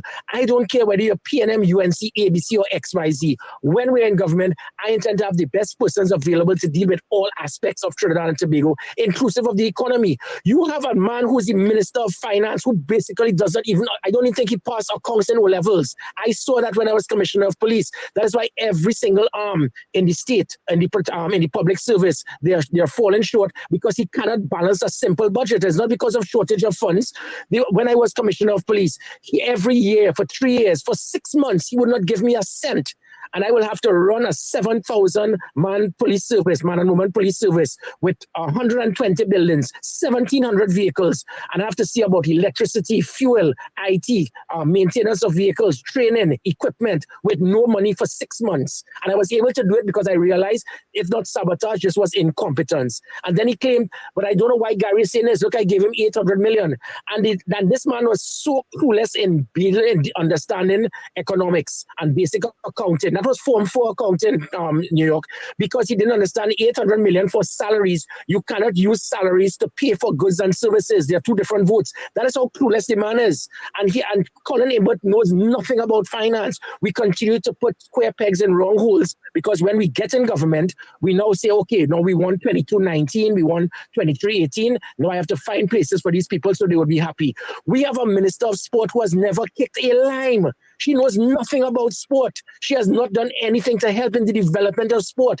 I intend to ensure that sport becomes a core curricular subject in Trinidad and Tobago, similar to what happens in Europe, and making sure that sport could become something that could develop Trinidad and Tobago, not an extracurricular activity, but a core curricular activity. We continue to see our national sportsmen suffer. And then when they win on their own, no thanks to the state, they want to name aircraft after them, have motorcades, and then drive them around the country after they succeed. These things are going to change. We are going to transform Trinidad and Tobago because we intend to circle the wagons and get the best minds available in every aspect, whether it be in economy, health, national security, regardless of your political affiliation. I feel, Mr. Griffith, you'll be listening to our program, because those are some of the things we've been saying, But it's too easy. It is. Let me tell you something. What makes it, and there is a concept that I have: do the right things, say the right things, and the votes will come. Do not try to spit hatred, venom, attacking the other person. That is what we have seen in Trinidad and Tobago politics. I have no intention to do that. I intend to find solutions. I intend to make this work. And that is why I intend to do everything to help this government. Because if and when they collapse, they can never say that we didn't give you the support. That is how political parties, political leaders, anyone involved in politics should be operating to help a government. If the government does something wrong, obviously you'll put them up because that's why you're supposed to be there. But I am not going to sabotage any government, inclusive of Keith Rowley. And that is why, again, I want to stress, how could you have a man leading a country and that country is in the top 10 in the world as it comes to crime? And you can say, I do not care if this man built public trust and confidence in the police service from 14 to 55%. I do not care if 89% of the country wanted him back. I do not care if it was the highest reduction in crime in 25 years. I do not care if it was the lowest number of murders since 2003. I rather see the country drown in blood than to work with that man. How could anyone say that I want to vote for PNM? And it's not about the PNM. Again, I want to stress, it is the RPNM, the Rowley PNM. And that's why I'm continuing to ask the country, send that clear message, loud and clear, come August the 14th. But Mr. Griffith, when I listen to you, right, I hear a person who wants betterment for the country, right? But then there are also others, right, who don't mind the murder rate being 1,500 in Trinidad and Tobago, so the government could look bad, so maybe their party could come into power. I mean, I'm not hearing that from you.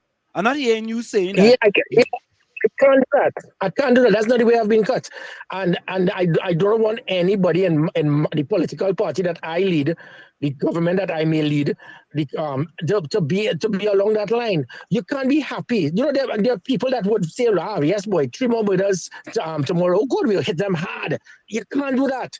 When I was a commissioner of police, every single murder, even though it wasn't my fault, it was like a small paper cut.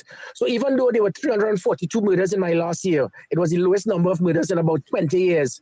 I still felt I could have done better. And that is what you're supposed to operate as a politician. You're not supposed to be happy and joyful based on the failures of a government. You're supposed to be disappointed, because that is how I intend to continue to operate. My personal view is that I could put it on a red carpet for Keith Rowley, explain it to him. He's not going to understand, because there were over 100 critical policies I put in place that transformed the Trinidad and Tobago Police Service. The public trust and confidence was 14% in 2018. When I left, it moved to 55%.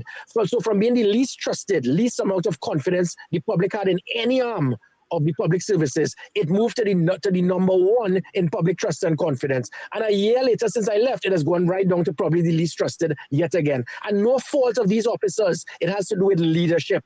And that is why I use these 4 principles of good leadership, management, accountability, and measurement of performance. I did that for the police officers under my command. I did it as the Minister of National Security. I did that as an Army captain, a lieutenant. And I intend to do the same as a political leader. So I am not going to be going after with political assassination of opponents and playing this game of, we catch them. The Section 34 and the email gate and all of that. I mean, it is sickening. We need to have some political maturity in this country. I mean, I have done it. I mean, so often I've looked at the US politics, look at UK politics. I mean, you all are not certainly not perfect. No one is in politics. But good God, just have a heart and try to do something. Try to do something to understand that the politicians, they are not the enemy. Those people who have a different political party card, you're not the enemy. Why is it only Carnival Monday and Tuesday our country could be united? They should be united every day of the year, especially a country with the type of personality and the character traits we have to be proud to say, I am a citizen of this great country. That is what I intend to do. And whilst I remain not in government, I will continue to offer my support, my advice, my services. If they do not want it, it will show and cast aspersions on the maturity or the lack of by those individuals. And that is why the same citizens that you refuse to help them through trying to circle your wagons and take away your political immaturity will send that message to you. You had your chance and you blew it. Mr. Griffith, there's a feeling that you should join with the UNC. As a matter of fact, I'm just looking at someone in the chat putting that in there, and there's a feeling that you will be more successful if you join forces with another entity, and quote unquote the UNC is what some people are saying. What are your thoughts? Well, listen, this so-called third party, that floating vote of the persons who are not PNM or UNC, this has been going on for decades. It started in 1981. Let me just give you all a quick political history here. Not that I'm that old. It started in 1981 with the ONR. They got 91,000 votes. They did not get a seat. They then checked themselves. They formed a strategic accommodation with the ULF in 1983 in the local government election and swept the PNM. That accommodation showed it got a type of unification and belief that never before in the history of this country we saw a country so united where they all went in one thing. Actually, the last time the US had something like that would have been probably when Ronald Reagan was president. And that was the National Alliance for Reconstruction with the 33. After that, it collapsed based on personalities and lack of political maturity from different persons.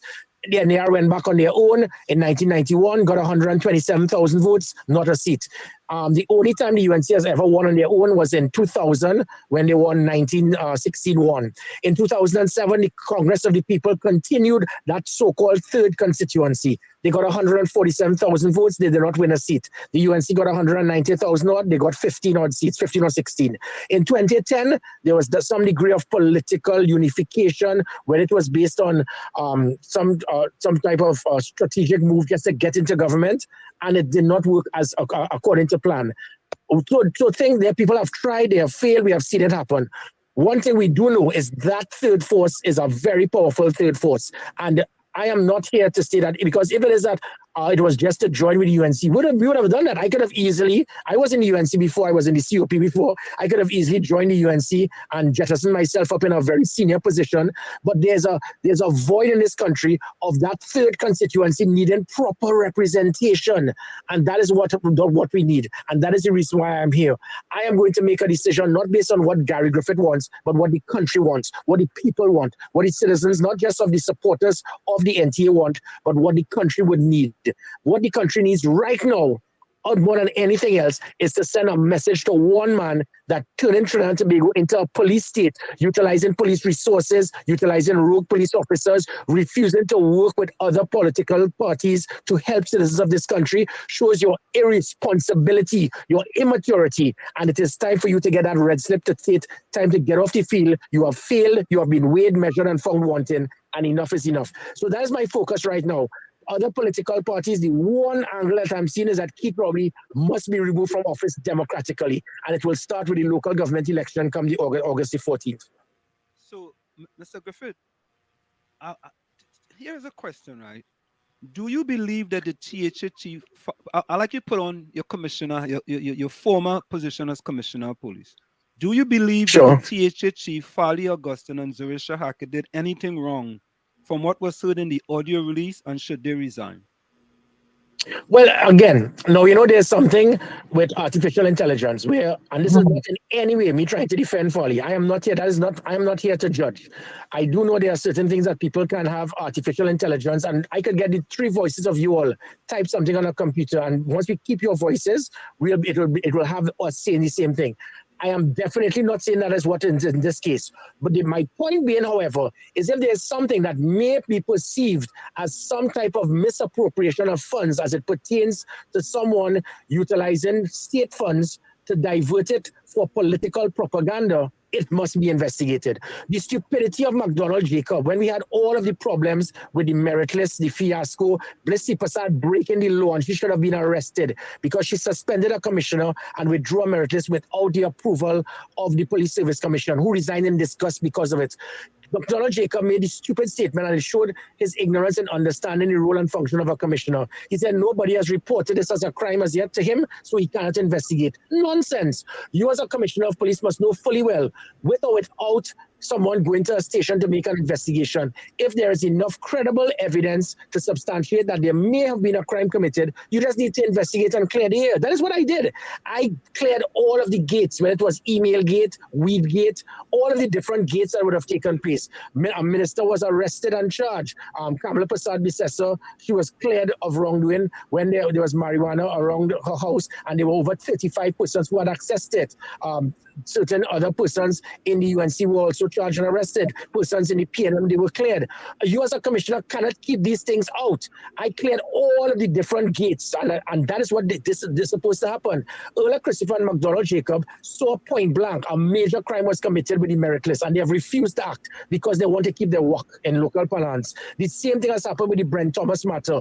No way police officers can leave Trinidad and Tobago unless the government approved. Nobody needs to report that as a crime. You know that a crime was committed, because if the police officers went out rogue, then they should be arrested. If they were given approval by the government to get the CARICOM aircraft to send them out, and then the government officials aided and abetted in the abduction, and they too could be arrested. But they have refused to touch these things. And this is a similar situation. This so-called audio has taken place for weeks. And if I was a commissioner of police, immediately I would have taken the audio, have statements from the relevant individuals, and see what could be done to ascertain if a crime was committed, to clear the persons of wrongdoing, or to take decisive action to have persons disciplined or arrested if they broke the law. But Earl Christopher, just like McDonald Jacob, they are singing for their supper. They do not, and their commissioners have done that for years. They are afraid to step on toes because they do know how it is going to affect their job. I did what I had to do. As a Minister of National Security, as a Commissioner of Police, I don't need a job. I didn't need a work. I will do what is right, and these commissioners forget their oath in office. So that is what I would have done. My personality and character traits obviously will be different to Earl Christopher and McDonald Jacob. So you don't have an opinion whether they should resign or not because there is no investigation? Correct. The investigation must be first. You can't resign unless it is that there's something based on an investigation. You call any person, you make a statement, you do a thorough analysis of the audio footage, you see if you could get the persons who were also there in the room, hear what it is they had to say, get that. That is what you do. The commissioner has been silent. So again, it goes back to the propaganda machinery. Who's to say that this is true and it means that action should be taken on the politicians? Who's to say it is not artificial intelligence that deliberately padded this? I have something that I can send for you with Barack Obama stating NTA is the way to go, using Barack Obama's voice. And that is the type of so that's the type of artificial intelligence that can be used. And I'm not saying that happen here. I don't want people to feel a backing for fraud or anything like that. But my point is, before, you can't arrest someone and get someone to resign until you could say, look, we have it. It is confirmed what you have to say now. The commissioner has left it. It's the same stupidity that McDonald Jacob said. Well, we can't investigate the meritless fiasco because nobody reported it. How could these people were police officers for decades? I was there in days and I understood policing better than them. And that's what should be done in this situation. So what about under your watch? What would have happened to the police officer who arrested the shouting granny? You saw that video, right? They called she the shouting granny that was arrested recently. There was a demonstration on a place in Barraco, I think. Somewhere there was a demonstration. This thing could not have happened. It all goes with, and I explain. Listen, if you recall my last 2 years, that is the reason why public trust and confidence in the police moved from 14 to 55%. We started, and rather than pointing a gun, we started putting out a hand and using a handshake, getting us to understand. We started giving people tickets in the road for obeying the law. So you get a ticket to go to the movie, you get a ticket to go movie town for doing the right thing. I transformed the police from being obnoxious, high-handed, arrogant, to being seen as Trinidad and Tobago's finest. And the change of the uniform, customer service training, public relations, getting them to understand you being obnoxious and arrogant does not serve the purpose. Granted, we have outdated draconian laws, such as disturbing the peace, and 2 young boys could lime on the corner and be charged for loitering. And these were colonial laws that have been there for over 100 years, deliberately designed to control the masses and to ensure that the few colonial police officers could keep control of them. These things have to change because, again, you look at New York City, people could argue with a police officer, but you listen to what he has to say. In the Trinidad and Tobago, police officers have gone right back to that arrogant type of policing, and it's no fault of theirs. It is lack of leadership, because immediately I would have put a stop to that. Stop. You have to use flexibility and look at every situation on a case-by-case basis. There was a situation where a man had a bucket in his tray, and you give him a ticket. And then, this can be and these are the things that sometimes it takes a degree of flexibility and understanding. Being a police officer is not trying to see, I have to give out a quota of 50 tickets before I could come back to the station. That's the kind of nonsense that is taking place again. So if your bumper is 1 inch over the white line on Arpita Avenue on a Friday night, you're going to get a ticket because they have to fill their quota.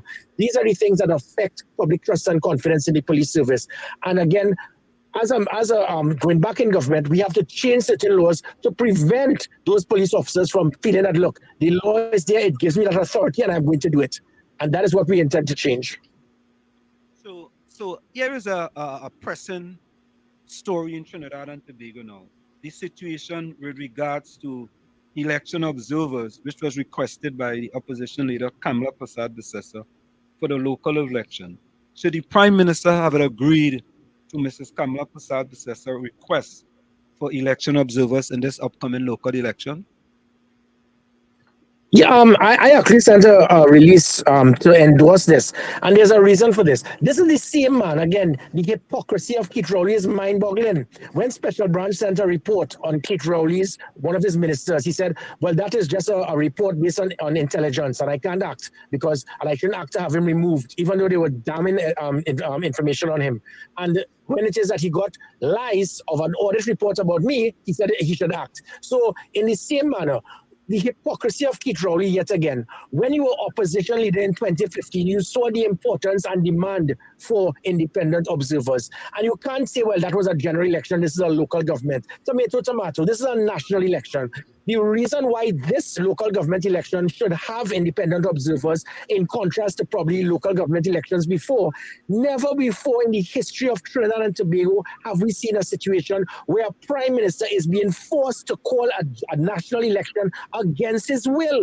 He is doing this under duress. So it means he's not prepared. He didn't want it to happen. He's upset that it has happened. So it means that who is to know and tell that he is not going to use some very questionable motives to ensure that he can win. And you will think Keith Rowley is so easy to play. The man, if I play Romeo with Keith Rowley, he'll always give away his hand. If you are prime minister and you realize people are saying that you're a dictator, you're high-handed, you cannot be trusted, the one thing you will think, well, all right, you want to bring independent observers? Bring it on, knock your socks off, come and see for yourself. By him demanding that he does not want it and he's not going to approve it, it shows that to the country now, well, it looks like you really have something to hide. He keeps falling into his own trap of quicksand every single time, step by step. And this action by Keith Rowley, there's nothing to lose, everything to gain. It will take away the perception that suppose Keith Rowley wins in August the 14th. He could easily say, well, look, I had the independent observers here and they showed that it was a free and fair election, take your licks. By him deliberately not doing this, it is going to open up Pandora's box of half of the country stating that you won because you rigged the election, because you refused to have the independent observers. Again, I want to stress, this is the first time in our history a prime minister is being forced to call an election because the court said so. He continues to lose his court matters one by one, inclusive of myself, firearm dealers, through Anand Ramlogan for different things. He has a 100% record of losing all his court matters. This is just another. But as I said, because the court had ruled that you must have an election, there can be no greater reason for him to agree to have the independent observers. And again, the main reason, based on what we have seen by his actions, the actions of this government utilizing state resources to manipulate, to interfere, to try to arrest political opponents, there must be a reason. Because of one sentence, Keith Rowley cannot be trusted. So just before we go for the break, right, there was a poll done by Inshan Ismail on Breaking Barriers program, right? It had your party, the NTA, with 35%, the UNC 30%, the PEP 25%, PNM 5%, and none was 5%. But do you believe that the Inshan Ismail poll was to make the PNM look bad, knowing that most of his callers will be anti-PNM? No, definitely not. The poll wasn't to make the PNM look bad, but the poll must be taken for what it is worth. And you are quite correct, because there's a certain radio station, 95.5, with Darian Marcel, John Gill, and so forth. Not once did any of these persons ever say anything ill of the PNM or good about the political parties outside of the PNM. So if there's a poll done by that radio station, you will get 95% of the country voting for the PNM. So you have to take a poll for what it is worth. That poll was conducted by a station that is very anti-PNM, and that is fine. So if it is that, so I am not saying I'm taking the poll with a pinch of salt. The value of the poll will show that the vast majority of persons who are not aligned to the PNM that voted were in support of the NTA and the UNC, which is factual. There was another poll that was done by one of the major social media groups, MYOB. It has 165,000 persons, young persons, and in the poll conducted, NTA got 45%, UNC got 26, PNM got 25. And again, a certain so-called politician said, well, only 5,000 people voted out of 165,000. The boy is so clueless, he doesn't understand that when polls are done, you will do a poll here in Trinidad and Tobago by, well, it is Nigel Henry or whoever, and you will interview 500 persons out of 700,000 voters, but the margin of error will be 4 to 5%. It is done in the United States as well. So that those polls have shown that there's a strong support for the NTA with youths. There's a strong support of those people who are against the PNM, but it is not to say that the NTA has gone off to the starting blocks. No, what it's saying is that we are turning the bend, heading towards that finish line with the major political parties, whilst the others are busy now trying to get out of the starting gate.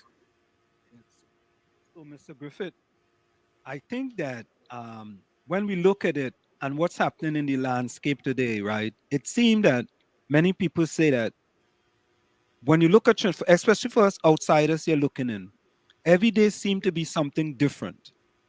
You know, there's different happening. We have right now on the top is, like last week it was election observers. Right now, what's in the mainstream is what happened with the THA chief, you know, Fali Chavez, Augustine, and Zorisha Hackett in Tobago. Yes. Right. And you see that, you know, certain people coming out and defend. Now, if you had to give, no, I can't answer that question, because you're the leader of a party too, as well as Fali is the leader of a party. Right. So yes, that MYOB that ENTT, where you got 45%, UNC got 26%, PNM got 22%, and the PDP got, you know, 7% of the votes. You know, it was interesting. Now, when we come back, right, you can stay with us for a little bit longer. Yes, certainly. All right, yeah. So when we come back, right, I wanna play a video for you, and it talks about what I think is the Police Service Commission. There was a report just was released today, and they talked about the Police Service Commission. But also, I want to talk to you about what the opposition leader, Mrs. Kamala Prasad, promised to the people with respect to home invasion laws, increase gun ownership, restructuring of the Ministry of National Security into Ministry of Home Affairs and Ministry of Defense, as well as a diploma for undergraduate and postgraduate degree in policing for recruits, combined with a police apprenticeship program. And I talked to you off air about a police apprenticeship program, right? Yes, because I really didn't understand, you know, that the police apprenticeship program. But what we're gonna do, we're gonna go for a quick station identification, and we're gonna come right back. So folks, If you just tuned in to WZYE 95.9 FM, we have with us the political leader of the National Transformation Alliance, Mr. Gary Griffith, and he has joined us here tonight, and we're having a spirited discussion about many different things that's facing Trinidad and Tobago. So stick and stay. It's in the village with the Dat Triplets on WZYE 95.9 FM. We'll be right back after this short message. You're listening to WZYE 95.9 FM. You are listening to WZYE 95.9 FM, the most influential name in Caribbean radio in the tri-state area. Broadcasting from East Orange, New Jersey, the most influential name in Caribbean radio, WZYE 95.9 FM.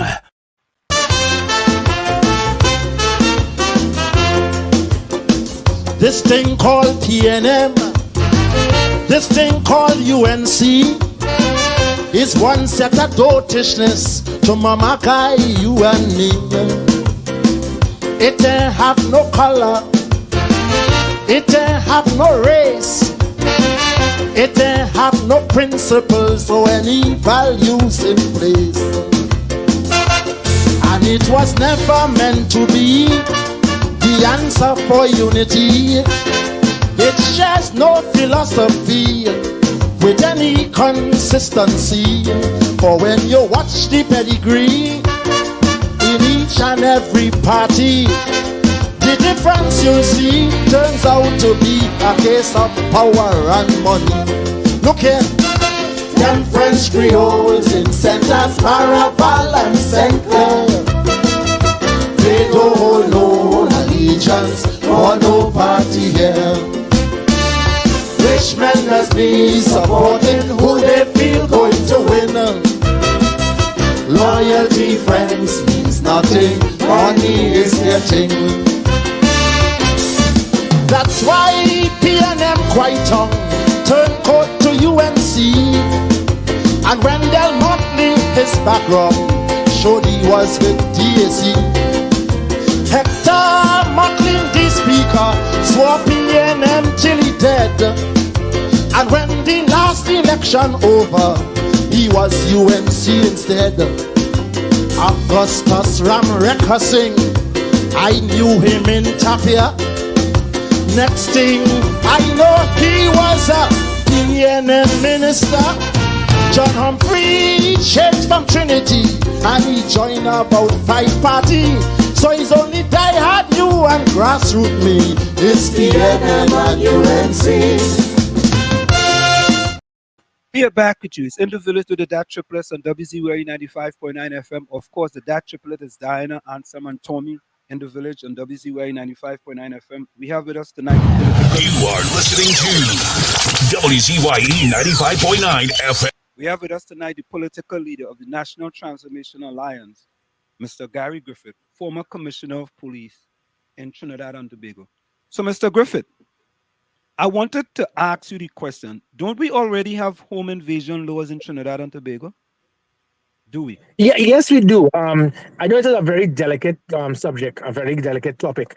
But the home invasion, we have a situation here where on many occasions you have citizens, they may have defending themselves, and on defending themselves, the court may say that you may have gone outside of your threshold in trying to ensure minimum use of force would have taken place.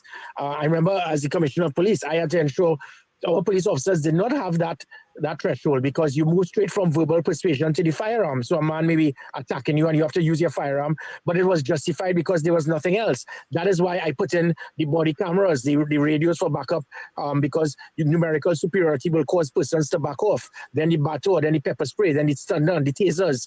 And that is what allowed that minimum use of force for policing. As it pertains to home invasion, you have the situation where I am in my home, I have a firearm, somebody is now rushing upstairs in my home. Then you can easily say, well, the person was mentally disturbed, the person was going to steal something, you should not have shot the person. It is a very thin line. Keith Rowley, what he has done was it was very deceitful to try to give the impression that the opposition leader was trying to say that if somebody jumps in your yard to steal a mango, it gives you the right to shoot him. That is not the concept of what we are speaking about. We are speaking about making sure that the scales of justice could start being tilted towards the law-abiding citizens rather than the criminals. And that is all we are seeing. So yes, there are laws, but the laws are so it is tilted towards the criminal elements. They tell, well, look, yes, I went to break into your home, but you have no right of. No, sometimes recently there was an activist.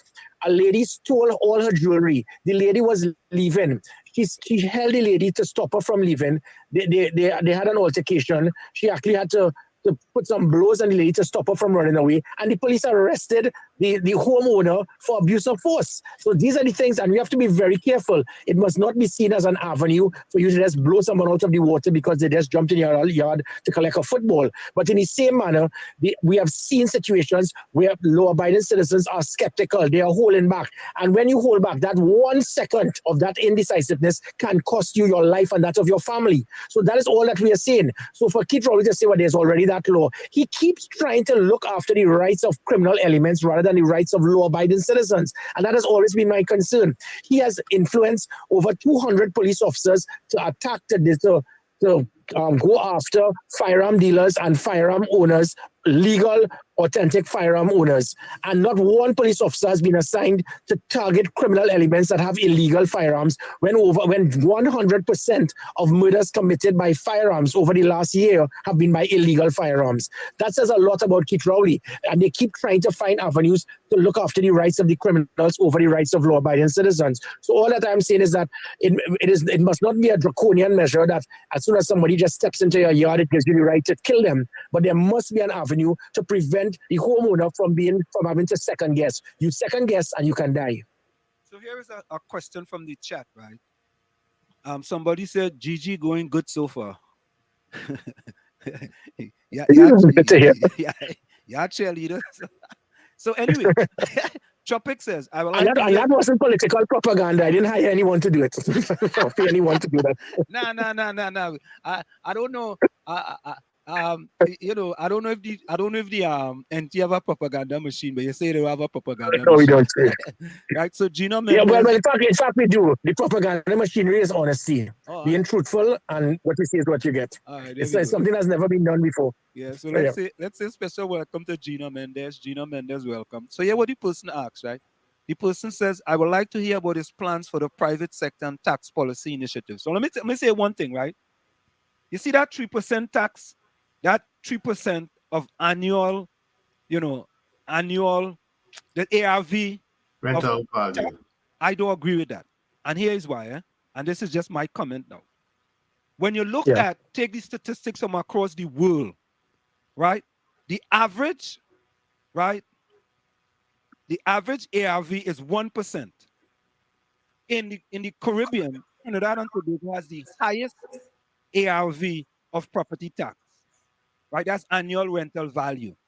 Right, Barbados is 0.25%, Dominica is 0.5%, Grenada is 0.5%, St. Lucia is 0.5%, and St. Vincent and Grenadine is 0.5%. Now, I am not saying we pay property tax, but we don't use ARV. Right, it's based on where you live in, what type of schools you have in the area, and you pay property tax accordingly. I believe in Trinidad and Tobago. Right, I think the government fell down on this 3%. Right, I hear you saying about the timing. Okay, but I think more importantly is the percentage, because there are certain people who could barely make a living in Trinidad and Tobago, and they live in certain communities. Yes, they may have a little apartment and they're getting a little $1,000 a month or $1,500 a month. Right now, they have to come and pay a 3% on that. I think the average in Trinidad and Tobago, it should be 1%. And the people who can afford it more, right, should be paying more of a taxes, just like we do here in this country. When you can afford it more, you pay higher taxes. But that's just my take, for that. But I wanted to add something else, right? What about increased legal gun ownership? Wait. No. Let me get back to the question. Sorry, my bad. Hold on. Let me get back to it. I would like to hear about his plans for the private sector and tax policy initiatives. That's how many chat. But again, yeah, definitely. Listen, we have to find a way. We have to find systems to not trying to tax our way out of recessions. There's a difference in trying to find avenues to inject funds into an economy, and we can do that without having to find because that, as I said, the PNM is one thing they're always good at: find some avenue to increase taxes on everything. Every year that they've been in government for the last 30 years, it's something that people have to say, okay, and it's the same thing. It's fuel going up. It's finding something like whether it's property tax, lifting the cost of goods and services, food supply, certain commodities taken away, subsidies, and we have to find avenues to get out of this because Trinidad and Tobago, we have so many different ways that we can turn and transform Trinidad and Tobago into finding different ministries to inject funds into the economy. The Ministry of Health, for example. So we spend so much time trying to find ways to increase taxes for citizens, especially persons, as I said, they may not know where the next meal is coming from. So rather than do that, let's look at the Ministry of Health. Let's find an avenue to put some type of tourism in the Ministry of Health where we could have thousands of persons come here and to get some type of product based on our ministry, finding something of some substance that persons will want to come here and we can inject funds into the economy. We spend 6 billion TT every year in the Ministry of Health and there's no income because we feel the Ministry of Health is just a generator to spend money and nothing to get back in return. And that can affect the quality of our health system. The same thing with the Ministry of Sport. The Ministry of Sport is something that is dynamic. When I was the Minister of National Security, I was able to explain to the Prime Minister, look, that CPL that we have, that is going to increase and tens upon tens of millions of funds is going to be injected into the economy through sales, through the hotels being full, through tour guides, through persons in bars, restaurants, by thousands of persons coming into Trinidad and Tobago viewing the CPL. So we had the finals in 2014, 15, and 16 through Gary Griffith, trying to get the government to agree. And they agreed. As soon as I left, the PNM government, who never did, not one of them I have represented Trinidad and Tobago. I have been part of national contingents at the CAC Games, the Pan Am Games, World Cup qualifiers. So I understand the importance of sport. I understand the value of sport.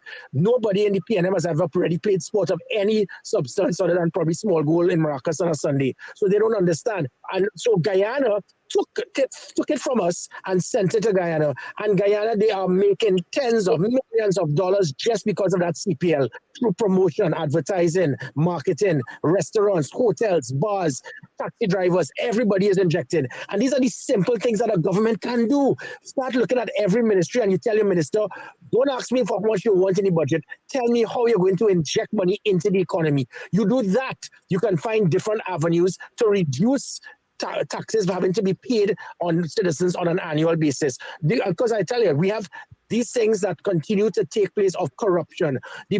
We are speaking of hundreds of millions of dollars that go to gangs on an annual basis by this government. They give the gangs these contracts. So you give them 5 million TT to build $50,000 in a box trade. And they use the funds not to develop their community, but to buy more drugs, to get more guns, to hire more gang members, to put hits on other gangs, to get their state contracts. These are simple things that can be done. Why spend billions of dollars in all of these projects that are used primarily to help gangs instead of using it to help the community? By doing that, you can give unemployment relief checks to every single unemployed young person in this country and find an avenue for them to come monthly, for them not to be dependent on the state, but to develop some skill that they may have to develop themselves. And then by doing that, you know have one less unemployed person in the country. We can look at when we have these lottos and all of these different things on a weekly basis.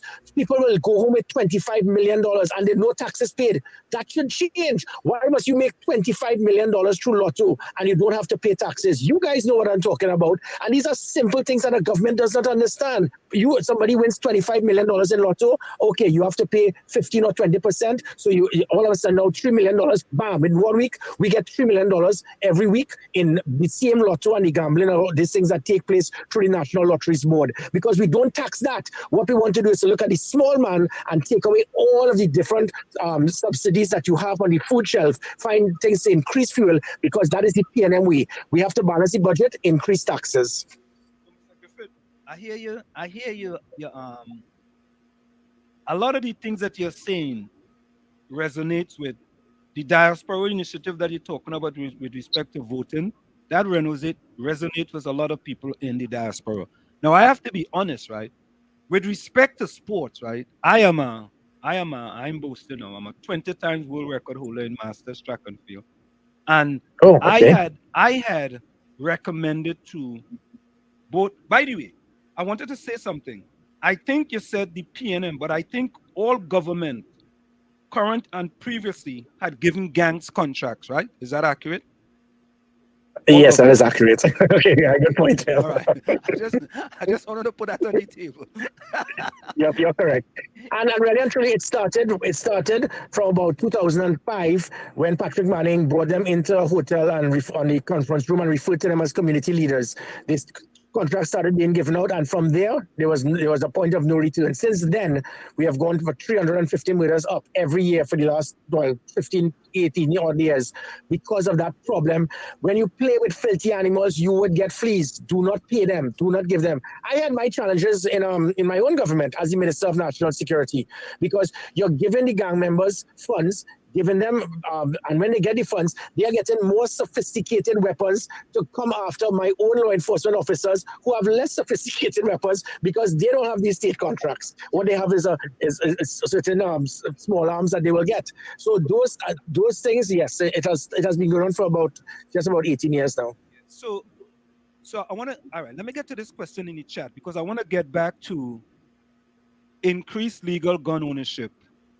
This is from what the opposition leader had said, and restructuring of the Ministry of National Security. I think you will be a very good person to give us some take back a little feedback on that. But here is another question from the chat. Takesha said, Mr. Griffin, what is your take on school violence? Well, again, this government, they are totally lost. What a government will do when it is that they do not understand how to solve the problem, they point fingers. They blame society, they blame the children, they blame the parents, they blame the community, they blame the teachers, and that's what Keith Rowley is doing. How come we never had the problem of school violence from 2018 to 2021? Because as the Commissioner of Police, I was able to utilize so many different things to transform the type of policing that caused young persons to realize there was this thing about, I don't know if you would have seen it, a few moments later, people did not know how and when police will show up. And that's why every single thing they said, every move you make, every step you take, we were watching them, and there was a reason for that. We had an operational command center. We had GPS tracking on police vehicles. We had them staying in the area of responsibility, so we would measure their performance. We had covert operators. We had undercover officers. I used the Commissioner's Cup to transform communities to take away that type of school violence. We had police officers. I had meetings with the Minister of Education to have something that was known as crossroads to ensure that instead of police officers just being high-handed and arrogant, they would be going in there and meeting with young persons. There was something else with a mentorship program when it is that we were going to get we had 1,000 police officers being trained in public relations to link themselves with 1,000 at-risk youths and making sure that instead of them being arrested because of a misdemeanor, then going into prison and coming out as a more hardened criminal, we were speaking to the courts who had agreed, okay, we'll get these 1,000 at-risk youths, let them be so you have a big brother police officer. All of these things were shut down. They were removed. We had a system of looking at the 35 at-risk schools and having people would have seen it off 21 Jump Street. I had officers that to be assigned specifically in these schools, working as a cleaner, an accountant, a janitor, a security guard, not knowing there was a police officer who was monitoring to see if drugs were coming into the school. If it is that something of school violence was going to take place, immediately they would put an end to it. Those are the proactive, productive things that can be done to put an end to school violence. So it was not accidental that from 2018 to 2021, we never had this problem. After 2021, when I left office, lack of leadership, proactivity, and thinking out of the box is what has caused this problem. And again, I can assure you, come 2025, these things will be rectified. Yes, so there you go. Normally we get people in the chat to ask questions, and we always ask our guests the question. So we want to get back to the things that the opposition leader put on the table with regards to local election and I guess the upcoming general election. We already addressed home invasion laws. Well, increased legal gun ownership. I think we know where you kind of stand on that, right? Because with regards to, well, let me ask you, what about increased legal gun ownership? Well, it's not about increasing. The fact of the matter is, Keith Rowley was very deceitful. He misled the country, and he's a hypocrite because he complains about Gary Griffith giving out firearms to law-abiding citizens and saying that I was giving out too much. But this was the same man that was harassing me to get a firearm dealership license for his partner in Tobago and to have him get a firearm dealership to give more guns to citizens in Tobago and to for have him build a range so more people could use guns. And there's nothing wrong with it, but it shows the deceit, the hypocrisy of the man, because he knows fully well the importance of it. So between Keith Rowley, Fitzgerald Hines, and McDonald Jacob, these three individuals alone harassed me for about 50 firearms for their friends and the rich and famous. My concept is, what about the small man? What about the person middle management who may need a firearm? What about the prison officers, soldiers, sailors, police officers, customs officers, fire officers who need a firearm because when they leave their office, leave their station, we have a stupid law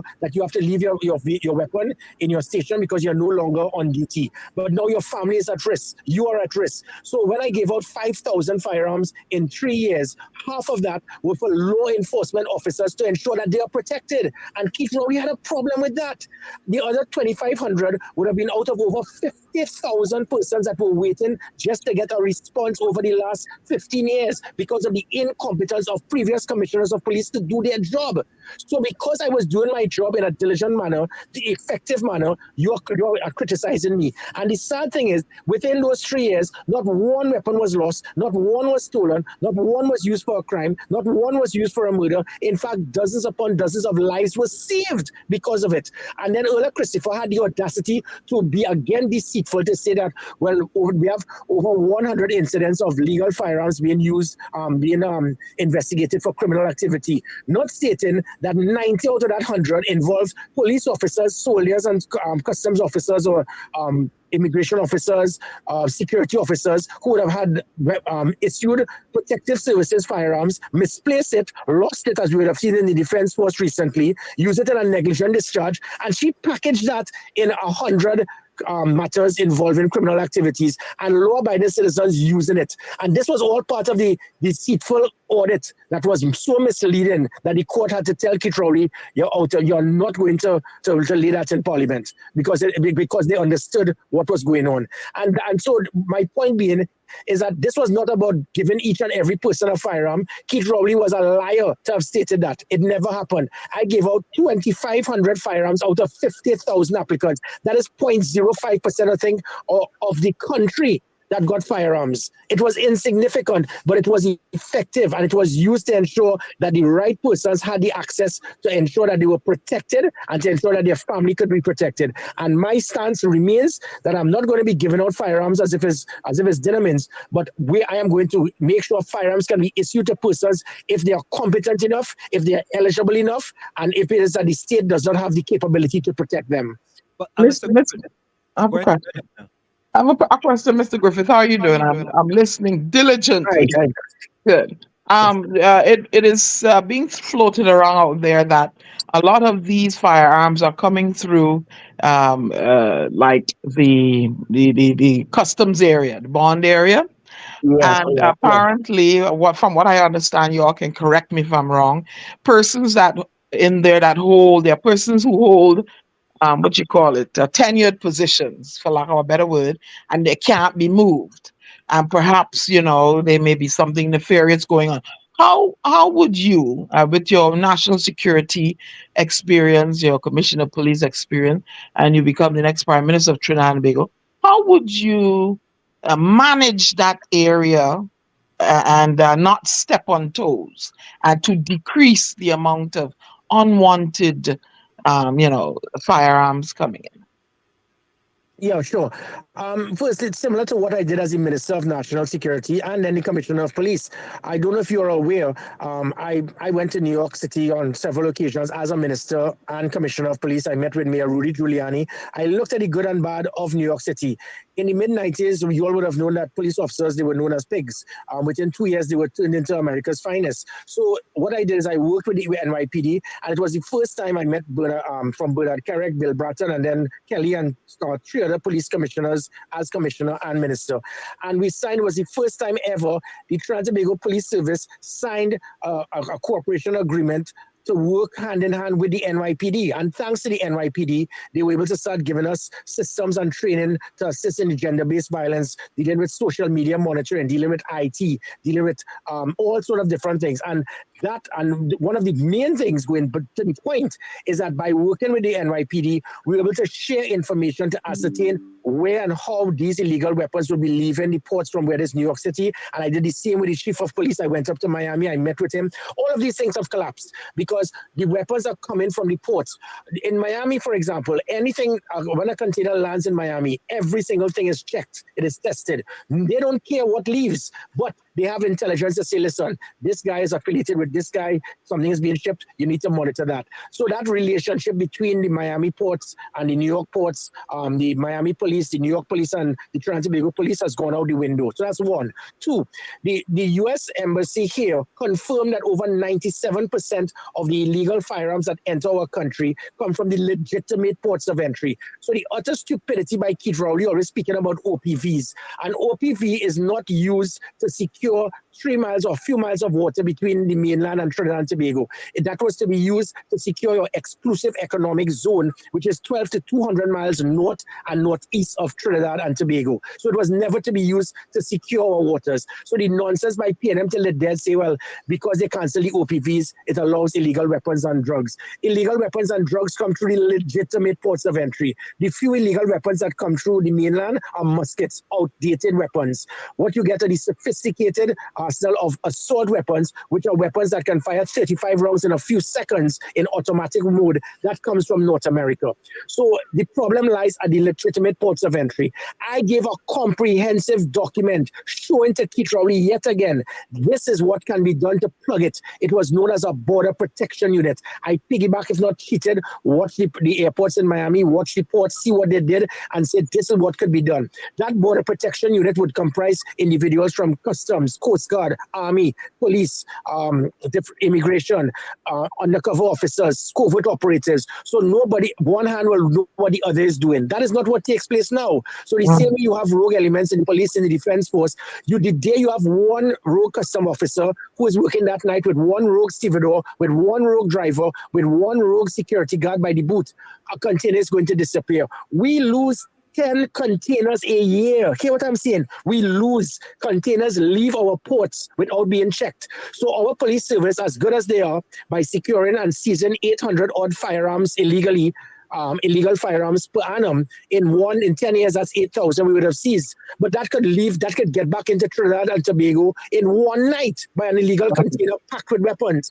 So it shows the importance. So those are the things that I will do. You form a border protection unit, you liaise with your international allies, you do covert operatives, you'll be able to work with the ports in Miami and New York, you work with the police chief in Miami and New York. And what I also did was to ensure that we provided mobile scanners to move along the containers. As soon as I left, they pulled the plug. They refused to use these mobile scanners. And it gives good reason to believe there are certain persons in the state that want this type of criminal activity. You can't be that incompetent. Permit me one more question, please. There are persons who throw this around also that Gigi, he's a police commissioner. He can never be he's not prime minister material because of your training and stuff. What say you to that, sir? Oh gosh, oh my God, raise my pause with that one. It shows utter stupidity. The most noble of all professions has been what? Somebody in the military. It is the most noble of all professions, law enforcement. Why? Because it is the ultimate aspect of you giving what you have, your life for your country. 31 of 45 U.S. presidents, guess what? They had military service. You can go from the first person as a U.S. president, go all the way up to I think the last one would have been the Bushes. So, and there's a reason for that. So the backward thinking of persons who say, well, he was in the military, he can't be a prime minister. Check it. The most powerful country in the world, 31 of 45 U.S. presidents had military service, whether it is Kennedy, Abraham Lincoln, George Bush, Ronald Reagan, you name it. The last few, they have not.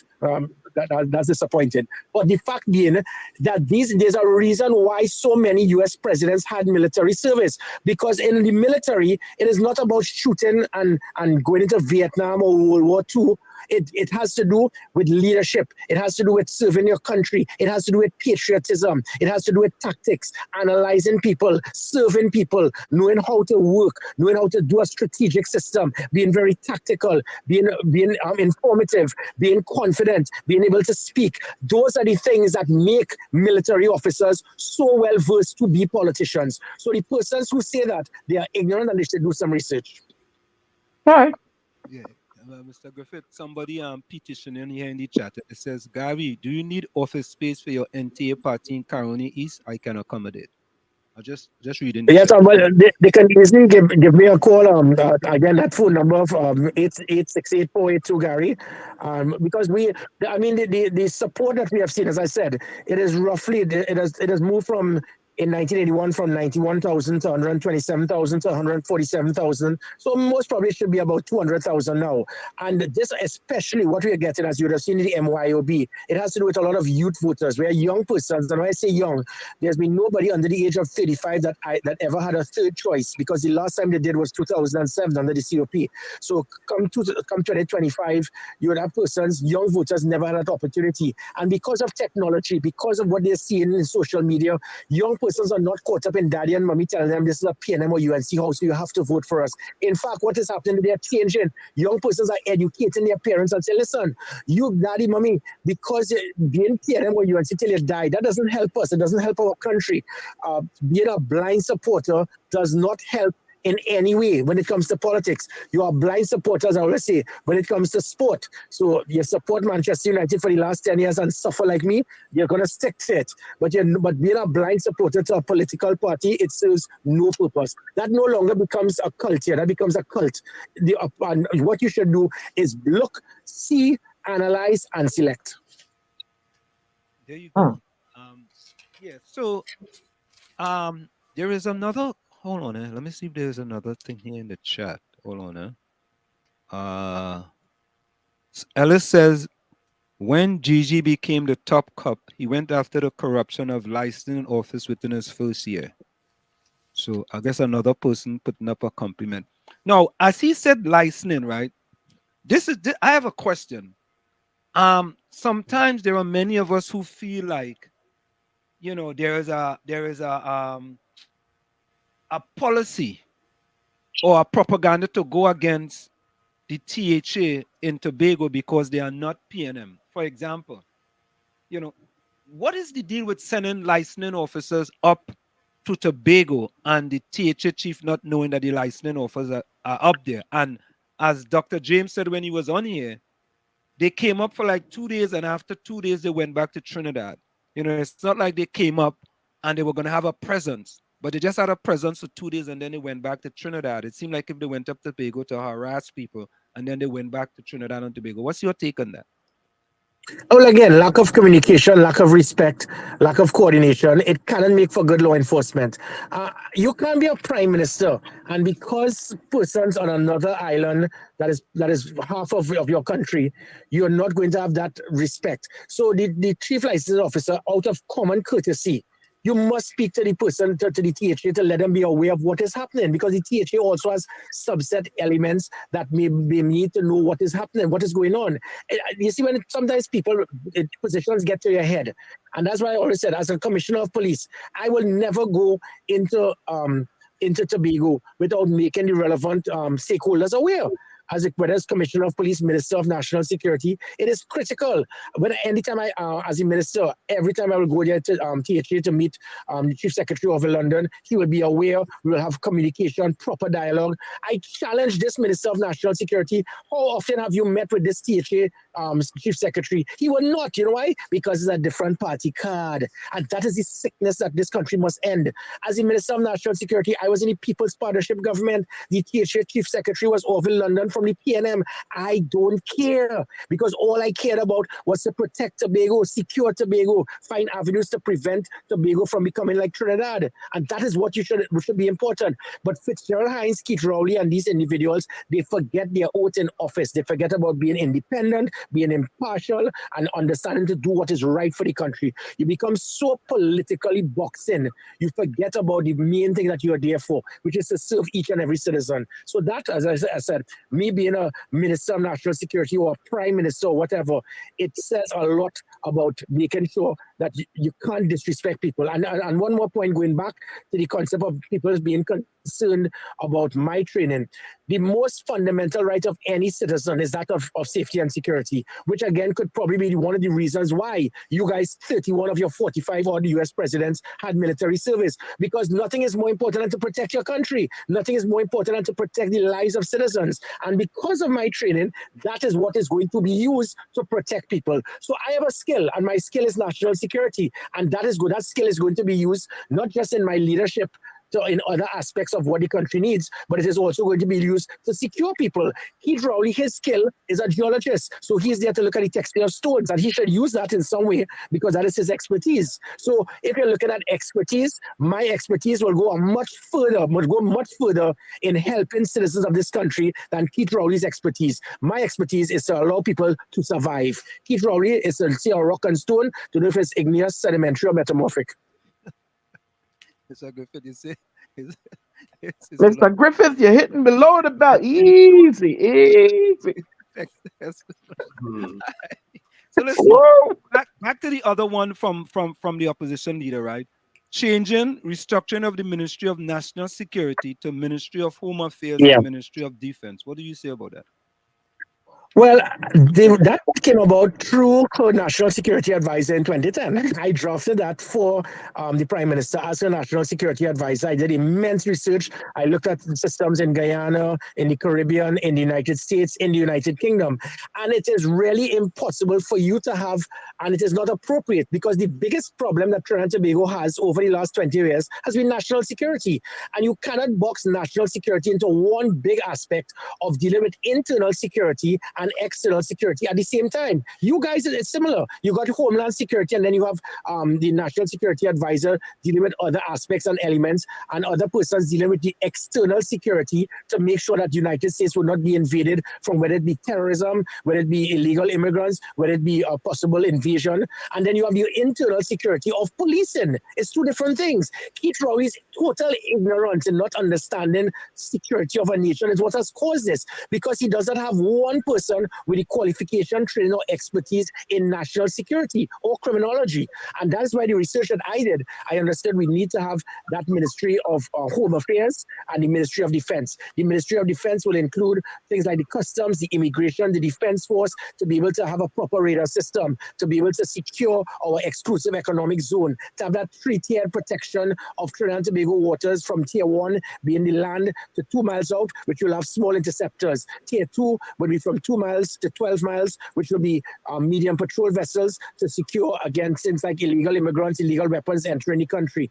Tier 3 will be from 12 miles to 200 miles, where you use the OPVs to secure your exclusive economic zone, and have proper systems to ensure our borders can be secured through the system I spoke about with the Border Protection Unit, with customs, immigration, Coast Guard, Defense Force, other elements of the Defense Force working together to prevent illegal drugs and weapons from entering the country. That is a ministry by itself. Then you have internal security of policing with law enforcement that has to do with the internal aspect of national security. Two totally different things. It is because of Keith Rowley's ignorance in national security. And that's why he will never have anyone debate with me in national security. His whole government could come across there and I will eat them raw, because they don't understand. So what you do not understand, because of your ignorance, you will just try to disregard it. But I could assure you, I support that recommendation because I drafted it. And there was another one that I drafted, which was the Ministry of Justice. The Ministry of Justice, right now, that is boxed in to the Ministry of National Security with, in the aspect of the prison service. That aspect of the prison service is critical to be totally revamped, because we have the highest recidivism rate in the Caribbean. Our rehabilitation of prisoners is terrible. Young persons go into prisons and they come out a more hardened criminal. The justice system should also be changed, because we have persons who may be in remand yard for 12 years for a crime committed where the maximum sentence is 5.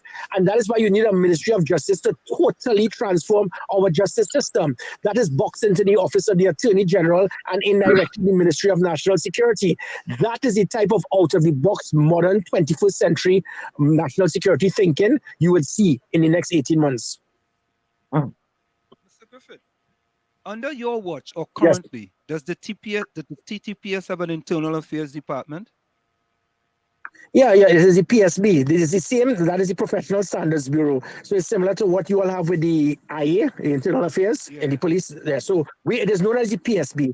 Unfortunately, this is the same PSB that did the massive witch hunt to go after and target firearm users, license holders, firearm dealers, and everyone that they have done, they have been sued. The court has challenged them and directed that they return the weapons, that they pay legal fees, that they pay costs. This was the same PSB where officers left Trinidad and Tobago, left our shores without authorization, so it is claimed, and still have returned to the same PSB and have not yet been suspended, and other PSB officers are investigating the same matter of other officers who are still there. And it shows the madness that is going on. Anywhere else in the world, these officers are supposed to go, if not on suspension, on administrative leave. You're hearing a judge says that what they did was irrational, it was erratic, it was totally out of sync, and he cannot understand how these officers are still working. And a commissioner of police has still heard this and has refused to touch them. So it is either that somebody is protecting them, or that these officers they went rogue and nobody wants to do anything about it, or that government officials gave the clearance and they're telling them, you don't worry, you stay right there, we're going to protect you. Somebody, I could assure you, somebody is going to jail on this. Oh. In this country, right, politicians go to jail, right? And in addition to that, when a significant person is arrested in the community, that was called the perp walk. You know, they walk here, you come out the back door, they walk here around to the front and the media take you out. I mean, just to say an example. When are we going to get to that point in Trinidad and Tobago where we have people who are indicted or people who get arrested? Well, we have people who are indicted. They're still in parliament. I don't believe in that. But people who are politicians who are involved in any sort of corruption be arrested. When is that going to happen in Trinidad? Well, it did happen under my watch. A minister in government was arrested and charged. It did happen. Yes. Yeah, we also had previous senators that were also charged under my watch in the opposition. So it has happened. But and again, that's the importance. People love, especially in Trinidad. I don't know Trinidad and Tobago. I don't know where it is, or if it's the same up there. But we love to see their people being arrested because it makes you get the impression that the court and justice is not just for the small man, and that is true. But you have to be very careful how you deal with this. You go out of your way, like Keith Rowley.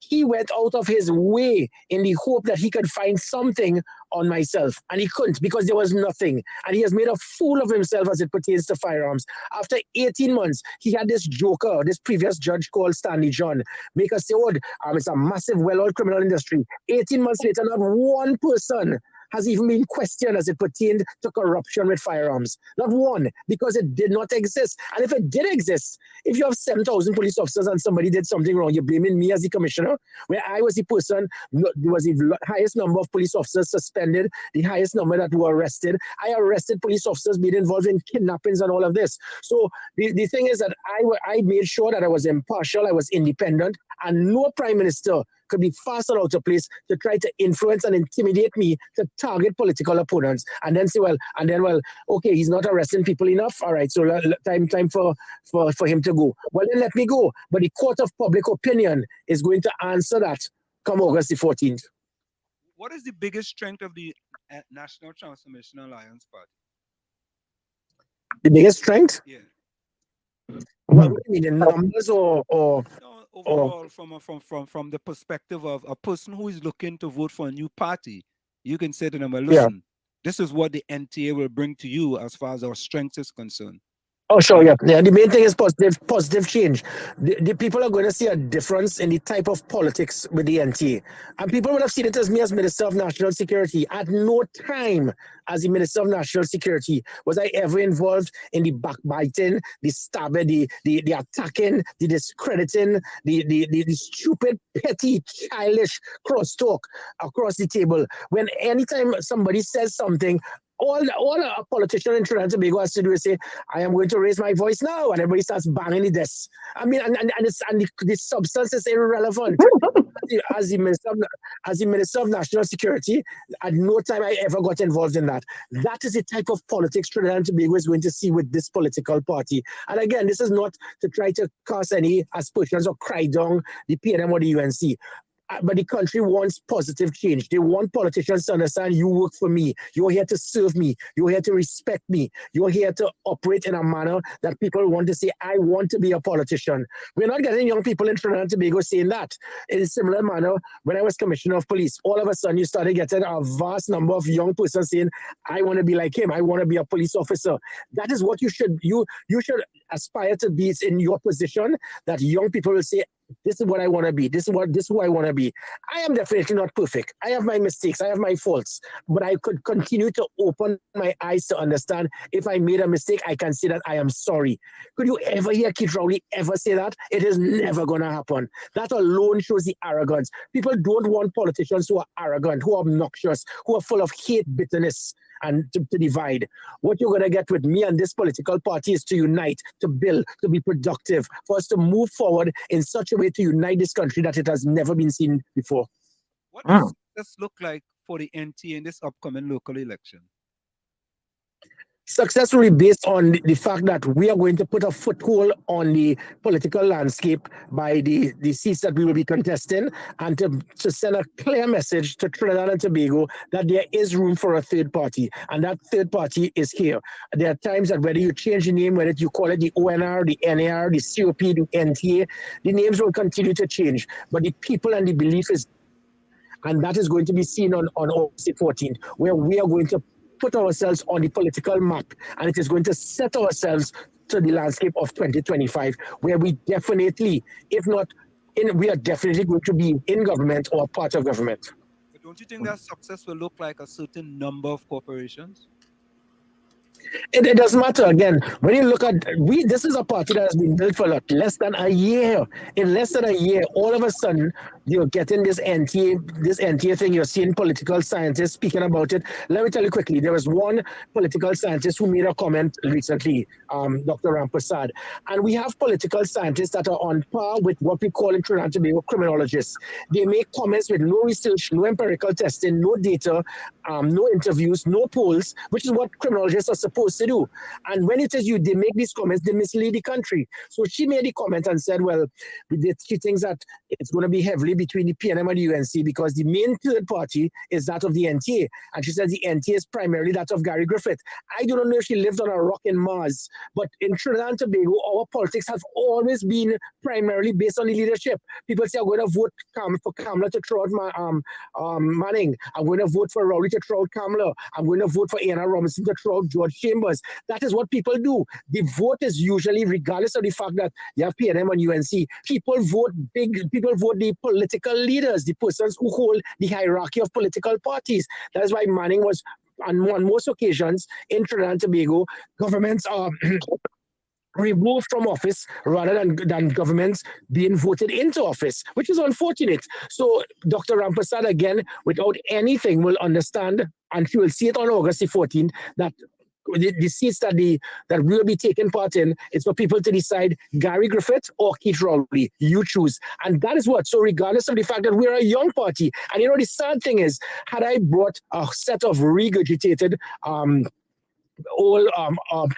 politicians with 40 and 50 years, they would have said, there he is, bringing a set of has-beens and never was. You're bringing young, dynamic people, and that is a young party, and now you're criticizing. But what you're seeing in the polls is in total contrast, and it shows that the country is ready for positive change, and that you will see on August the 14th. No, yeah, with that in mind, right, I have two more questions for you. But there are some who says, all right, Mr. Griffith, this is unwritten agreement between the UNC and the NTA that the UNC will contest certain regional corporations and the NTA will contest certain regional corporations. They wouldn't go against each other. What do you say about that?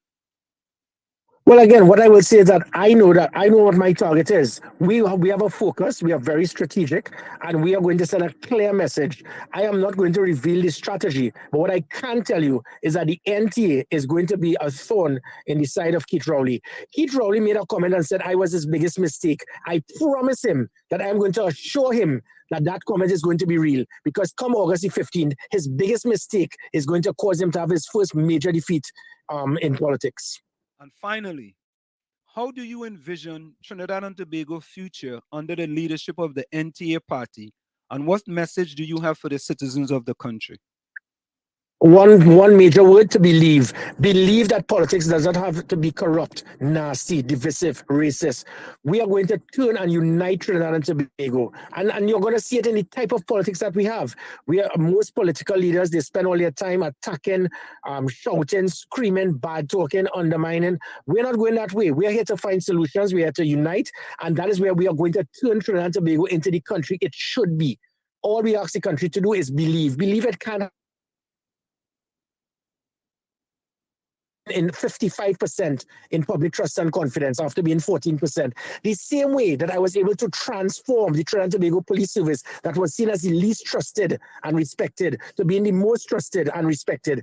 I intend to utilize my same type of tactics and strategy and leadership by getting the best minds available in this great country to transform Trinidad and Tobago. And before you go, let me just read someone said a comment. Rose said, Mr. Griffith, I waited for years to hear someone say something positive concerning making things better for the prisoners by means of changing the justice system in this so rundown country. So that's just a comment by Rose. Let me see if there's any other comment here before you go. Well, that's it. Mr. Griffith, we want to thank you so very kindly for joining us and spending over an hour and 40 minutes. But we appreciate the discussion, and you're no stranger to the individuality that triplets, on WZYE 95.9 FM. So we thank you so very kindly. Thank you so much. Thank you, Mr. Griffith. All right. And you can use the calypso. You can use the calypso I sent you. I will do so. All the best. Take care, guys. All right. Okay. Yeah. So all them who in the chat talking all kind of Ellis and them talking about, listen to this. Listen, when we have people in here, right? Mm-hmm. I think it's more to hear their opinion than to hear our opinions. That's right. Mm-hmm. That's why I only give my opinion every once in a while, but I think it's more important for us to listen to what they have to say, and we put forward questions to them. Regarding, I think we got a lot in, man. Mm-hmm. To be honest with you, I think we got a whole lot in. We got a lot of information too. We had a lot of first timers also, it seemed like. Yeah, we got a lot of first timers too. And we thank you all for joining us. And this is what we do here. We bring people in. We bring all different people in. Bonnie Roberts wants to know how come no PNM people don't come in. No PNM people that's come in. Yeah, that has come in. Let the newbies know that there is also a radio station here too in the United States. Not only Right, we're on WZYE 95.9 FM. So, and a whole lot of different forums. But thanks for sharing. I see Pastor DW South shared it. Yeah. Gina is here. And you can subscribe so when we come up, you will get the notice. So Rajvi says, WZYE, do you think he will be our next transformational leader? Well, never know. I am not there yet. I'm not there yet. I gotta see more. You know what I mean? I gotta see. I actually gotta see. yeah, Ellis talk about Stephen Williams and Watchman don't want nothing with Gigi. Ellis, thank you, Chopper. Great show, important work. And you see what it is? The difference is that I honestly think that we asked him some tough questions. We didn't give him no softball questions, right? No. And the man answer all the questions. We go do the man answer all the questions. He ain't dodge them. No, he ain't dodge no question. You know what I mean? He answer all the questions. So that's all we can ask for, Only thing I wanted to know is how many seats he's contesting. No, he say you're not gonna say that. No, he dodged that one. You want the man to reveal his strategy? Yeah, he said he don't want to reveal his strategy. You know what I mean? Yeah. And also we talked about that the unwritten alliance that they will compete in certain seats, and the UNC wouldn't compete against them in those seats. You know, there's something unwritten about that. You know, and the PDP might contest Port of Spain, for example, and neither the PDP, neither the NTA or the UNC will contest against them. So, you know, they might have an unwritten strategy that we don't know about, but we just speculating. But in all, the aim of the unwritten strategy is to dethrone Keith Rowley, right? Yeah. And Tropic is a good point. I need to hear more other than national security. I think that's important too, that, you know, there are many other things, and, you know, there are many other things that, questions that I just didn't think at this point was the right time for those certain questions. You know, like, how do you plan to improve education and healthcare? What is your stance on the environment? You know, what is your vision for Trinidad and Tobago in the next 5 years, or the next 5 years it should become? So those questions, because I think this is more related to more like the local election. You know what I mean? But on another note, you really think the PDP has any the PDP? Yeah, you think they're worth anything? I hear you. You think the PDP could make the grade? Say that again. I'm wondering if the PDP can make it happen for themselves, or because we all agree that they're dead in the water. I hear what you say, Tommy. What you say, buddy? Who? I'm saying that we were of the opinion that the PDP is dead in the water. Okay. So suddenly, PDP is we think the PDP can do something in Port of Spain? I hear you. What you say? Do we believe that? Tommy, stop. You pick up one until I'm doing to you. Yeah. I'm like, damn. I know. And Tommy going on and on. I was like, oh God, let me save him. You know, Tommy pick it up last time quick, you know. You pick it up last time quick. Yeah, but this time. Yeah, I think that water you're drinking there, Tommy. This time I'm picking it up because you pick it up the last time. You pick it up quick. I ain't picking it up. But yeah. I ain't sure what that PDP story is at all. Hey, you never know, Tommy. Still early in the race, you know. I have lost count on the amount of times Gigi had called Keith Rowley name. But, you know, me and Gene, think about this, right? If you are the third force, right, your target can't really be the UNC, right? What's the sense you targeting the UNC for? Right? You target the UNC is the opposition. You have to target the party in power. Like, for example, the UNC not targeting the NTA. Right? They targeting the PNM. So at the end of the day, from a political perspective, if you are politicians and you want to be in charge, you have to target the party in charge. Now the PNM have to target the UNC because the UNC is the opposition. Very rarely do they target the NTA. You see? So it's just a game. It's just a political game. So folks, Capiza, Ellis, Ken John, Mean Gene, Hailey, Tropics, Rajvi, Gina, DW South. PDS is Pastor DWS, Pastor DW South. We calling him PDS for short. Right? That must be Pastor Google. PDS. Yeah, you think so? You know, let me see who's that. PDWS. Let me see. Pastor WD.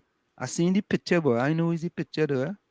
I see the picture. Looking at the picture. People just use other people's picture in their profile. But anyway, PDS. Put closing comments in the chat.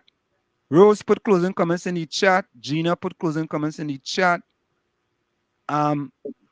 Nadia put closing comments in the chat. Vonnie Roberts, Takesha put closing comments in the chat.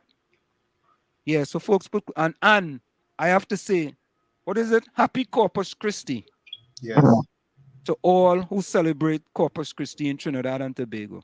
And all in all, folks, I think we're in a kind of role here, you know, with respect to people coming in the village, because the last time we had the three political analysts in the village, that was a first media in Trinidad and Tobago. That was the first to have three top political scientists / analysts in on our program at the same time, and people all over Trinidad was using the program to play back the program, you know, and using it. But that's how we just do. Let them use it, because when they use it, you know, at least they know that the 5 people we have online, you know, did I say? Let's say we only have 5 people. So the 5 people we have online, you know, at least can go back and listen to it on their program too. So, you know what I mean? Oh, God. You know, it's okay. I mean, we don't really, you know, we don't come here and tell people to share the live and share the live. If people want to do that, it's up to them. We don't come and tell you, hey, share the live, share the live. Because they're looking at your Facebook page, you know, and they ain't like you, so you're gonna get 5. Yeah. So you know, it doesn't matter. So LSA Wall Street send this show for Watchman and Williams. I send this show for them for Oh, dear. man. Yeah. Unless you come back in the village making problems. Yeah. Rajvi, I fully with you. Rajvi said I'm supporting the party that's gonna get the Wall Street Empowerment Center built, not promised. I full 100, Rajvi. Full 100. The level that building. I go deal with that on the next show. I go deal with that on the next show. With the PNM, rather level a building in Port of Spain. Level it to dust, than to have that building become the Lavantil to Washington Empowerment Center. Them care about certain people in Trinidad and Tobago. Them care. Look, all you, I don't know, Now they're gonna say because you ain't get the building, you're more vexed now. No, I don't. You're more vexed. I tell all of them like Christmas tree. Them like a Christmas tree in the forest. There are no balls. Whoa! You know what I mean? It's plain talk, bad manners. Yeah. Can John say UNC is a waste of a good party? They can't be the PNM ever, never. And here comes Kapiza. Ansem, you're still voting PNM in the locals. Kapiza, you still voting for the UNC? I want to know. Well, I don't know who Hailey voting for, because Hailey, but your party, I mean, see how much votes your party get. So Hailey, in the MYOB poll, your party get, the name wasn't there. And in the Breaking Barriers poll, they get 25%. They come in third. NTA was first, UNC was second, NTA had 35%, UNC 30%, and PEP 25%. But listen to this, at least Gary Griffith admits certain things. He admitted that all governments give out contracts to gangs. Right? He admitted that. Did he also admit that all the parties, well, he didn't admit his parties, all the other parties have propaganda machines? He admitted that, right? Yep. And there was one other thing he admitted. What was that, boy? That one is going to come to me. I was taking notes. Yeah. A whole lot of stuff. He just admitted certain things that, well, he admitted there are home invasion laws in Trinidad and Tobago. Right? So, and he admitted also that the Ministry of... You are listening to WZYE 95.9 FM, Maplewood, New Jersey, broadcasting from Essex County. He also admitted that, we're going to go for station identification. He also admitted that what the UNC opposition leader, Mrs. Kamala Prasad Processor, put out with regards to the Ministry of National Security, with regards to Ministry of Home Affairs and Ministry of Defense, is his idea. So, folks, stick and stay. It's in the village with the Dat Triplets on WZYE 95.9 FM. We're going to be right back after this short message. All opinions and views expressed by the program participants, including those on social media, are solely their opinions and views and do not reflect the opinions and views of WZYE management and staff. You're listening to WZYE 95.9 FM. You are listening to WZYE 95.9 FM, the most influential name in Caribbean radio in the tri-state area. Broadcasting from East Orange, New Jersey, the most influential name in Caribbean radio, WZYE 95.9 FM. Back at you. It's in the village with the Dark Triplets on WZYE 95.9 FM. We come to every Tuesday, Thursday, and Saturday from 7 to 10 p.m. That's Tuesday, Thursday, and Saturday from 7 to 10 p.m. Yeah, funny, what's that? And you're still supporting the PNM and they destroy the building. You beg rowdy for it in your basement. Oh, God. But Gina, boy, Gina fully NTA'd, boy. Gary Griffith is well respected man. I support him. Yeah, Gina, we want people from all different parties to come into the village. And we want to disagree respectfully. We have Hailey. You know, Hailey's a pep. We have Trinidad Margot. Trinidad Margot is a pep. Oh, Huh? You calling out everybody. Jeez. Trinidad Margot is pep. She admits. And Tommy is NAR. Huh? Who's that? Tommy. Tommy's who? NAR? NAR. Tommy, now that's disrespectful. Then he say vote for them? No, that's and now in existence no more. Hey. Oh, you gonna say Tommy's? I calling him by what he last supported. Yeah, Hailey say, yeah, Hailey. How you know that? Hey. All right. So Diana, if Tommy say you was a NTA, what you gonna say? I have no problem with that. All right. What about and they call me a UNC too. So hey. No. We know you're not UNC. We know you're not UNC. You're not PNM. We know that for a fact. Wait. Hello? Say that again? We know you're not a PNM and you're not a UNC. How you know I'm not a PNM? We know that. How you know that? I'd like to know. Because we hear the song from Chalky. I would really like to know. I honestly. You know you're not done, see. Huh? You know you're not done, see. Yeah, we know you're not done, see. I want to know. Maybe I'm BLP. No. You're either PDP or NTA. I am BLP. DLP out of the race. DLP and Black people? As a BLP, Barbados Labour Party. Okay, yeah. Hailey says, I always say Pep is the best choice for Trinidad moving forward, but Trinidadians wants otherwise. So what it has to be? Yeah, but you hear what Guy Griffith just says? Pep is a one-man gang. Philip will fix it. Oh, Lord, poor Philip. Oh, God.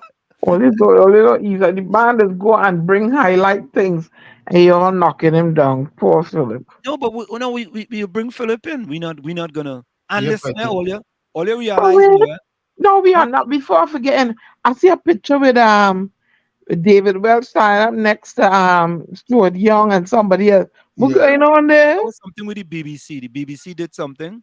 They had like a conference, and them guys and them was on the dais. It had that girl from down Tabakit.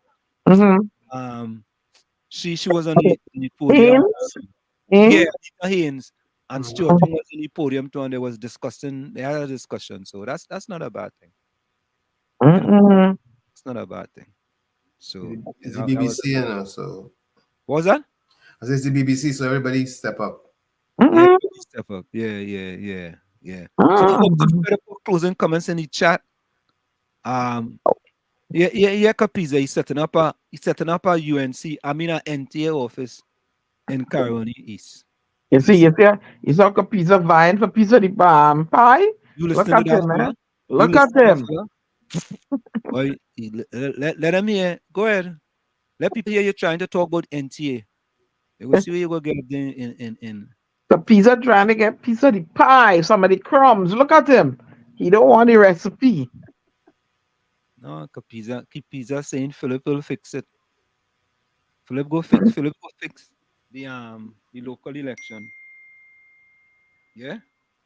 And what GG will do? My brother just sent me a message. Ow.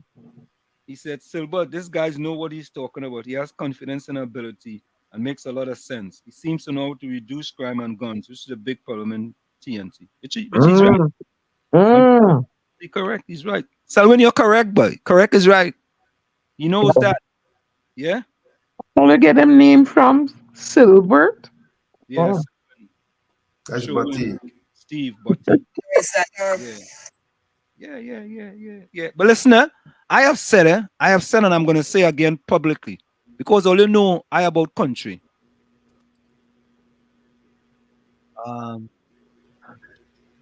Yeah.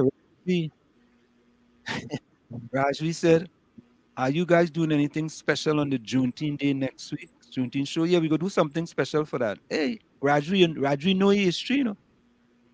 But Juneteenth is on a Monday, no? It's not the 16th? Is it 16th or 19th? What day it is? I think it's the 19th. I think you're right. I think it's the 19th. But listen to this. Listen to Hailey. Hailey says, Gary talks a lot and said nothing. That's not true, Hailey. Oh, Lord. No, come on, man. He talks very fast. He talks very fast, and I help him with fast talking, but he has substance. He has substance. There is substance coming out from Saturday, he says. Yeah, no, there's substance. Listen, I had my disagreements with Gary Griffith, right? But due to what's happening in Trinidad and Tobago, the kind of commissioner of police we need in Trinidad and Tobago, Gary Griffith is the right man for that position. Right now. Yeah, right now. And if I was to say otherwise, I will be in HDD. I will be hypocritical, deceitful, and disingenuous. But I could criticize you.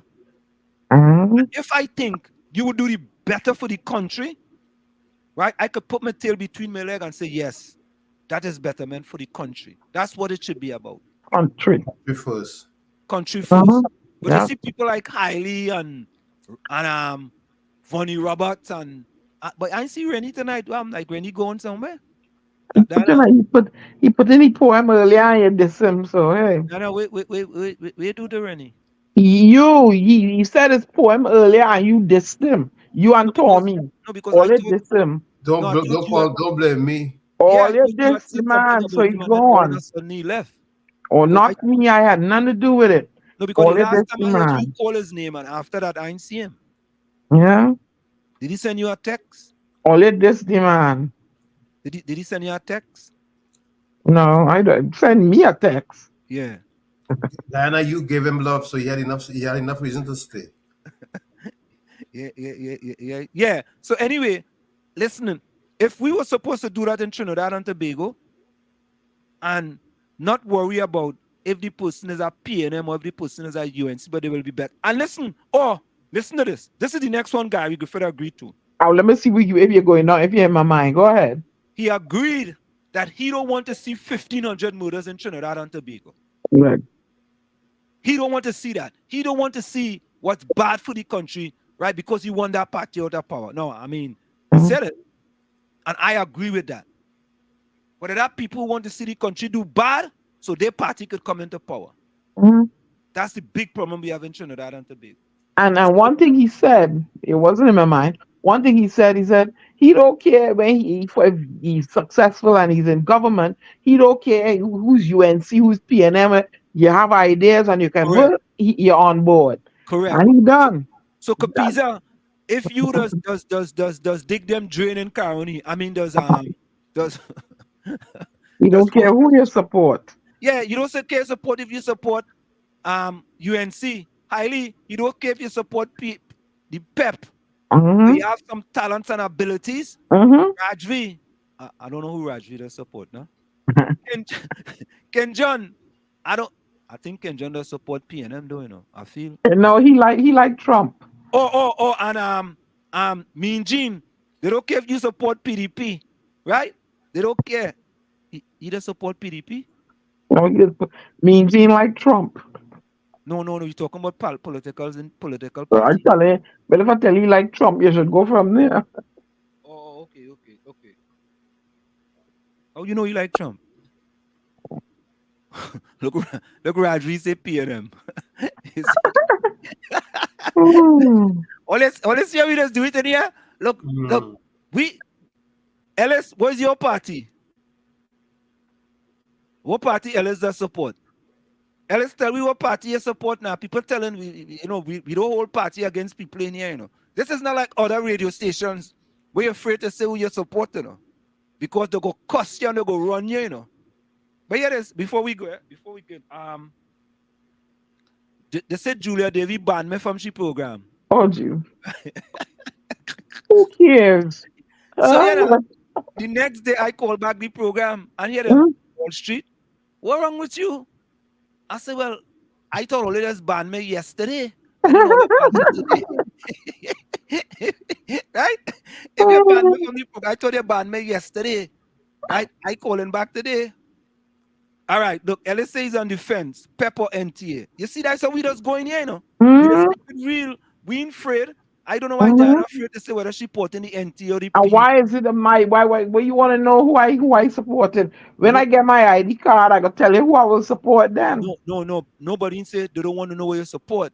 But all I'm saying is that, people. When I get my ID card, we'll know who I put my finger in the ink It for. don't matter who you support. Whoever you support, you have a right to support whoever you want to support. Exactly, you got that right. Right? Yeah, we don't hold that against you. Look, for example, Capiza, sometimes he doesn't even know who you support. You know what I mean? What's this here now? You don't know who you support. Who's Kenny Ken? Who's that? Is that Ken John? All right, folks. So here's my closing quote for the day. True friends are the ones who lift you up when no one else has noticed that you have fallen. True friends are the ones who lift you up when no one else has noticed you have fallen. From where I sit, this is it. The clock on the wall said that's all I like to say, but I've got to go. Remember, hard work beats talent when talent does not work hard. And for every 60 seconds of anger, you lose 1 minute of happiness. See you. Same WZYE time, same WZYE channel. Go ahead, Tommy. Compassion is an unstable emotion. It needs to be translated into action or it withers. Compassion is an unstable emotion. It needs to be translated into action or it withers. Never look down on a man, woman, or child unless you're giving them a hand up.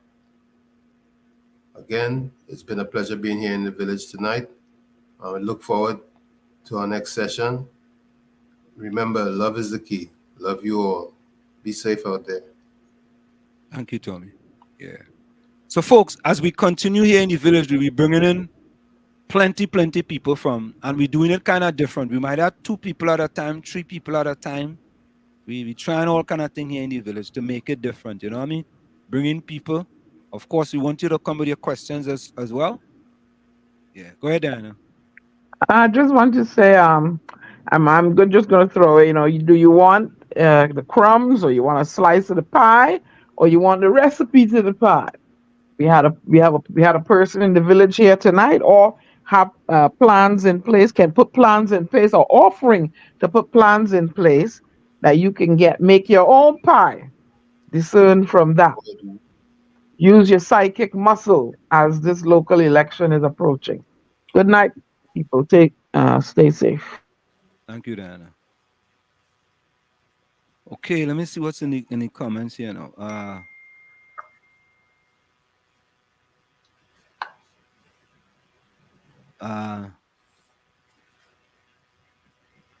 I say Gary Griffith is in the UNC. Talk Rowley all day. Capiza says, I'm some 8 years long of Pharaoh, and you're still flying. You're still flying into vote PNM. Hey, look, Rennie come back, yes? Like, Rennie here, boy. Rennie here. Hey, Diana, Rennie heard your call, Rennie do what? He heard your call. He can come back. Oh, Lord. When he say good night, folks, keep love alive. One love, one people, one nation. The man you call, boy. The man was all the way in the kitchen and he hear your call, boy. Let me see. What's that? Ellis says Wall Street, you have mature as a voter, like the PNM Jumbie leave you. Your eyes are open, brother. PNM Jumbie. Wow. What is that PNM Jumbie? I don't know. I never seen it before. Yeah, I don't know. I gotta ask about that PNM Jumbie, boy. Ellis says all nations' children attending graduation this week walk into that graduation ceremony like you were sent by God. Congrats. Okay, that's Ellis' closing comment.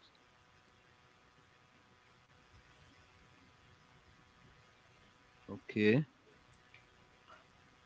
I think I see a comment by me. Yeah, me and Jean closing comment. Gigi was running so fast, no one offered him a glass of water. Oh, Mean boy. Jean. Nobody didn't talk about your party tonight, you know, Mean Jean. Nobody didn't talk about your party. Okay. I think that's it. Yeah. I think that's it. Yeah, he's when he said big brother me day about.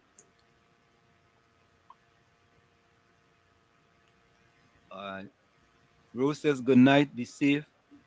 Until next week. Capiza says, Ansem, next time Gigi on, ask him what war he went to and tell him if a soldier never went to war, he's not a soldier. So if a police never shoot a gun, he's not a police? That would have Capiza, right? Yeah, Capiza. Oh my God. If he shoot off a gun, he's not a police? Lord Father. Ken John said me to support good, not PNM, UNC or Trump. I for who doing good for Trinidad and Tobago. Full 100. So folks, of course, we're gonna leave with, I think we're gonna leave with we anthem song and we just can't go on this way. Folks, enjoy and take care. See you guys later.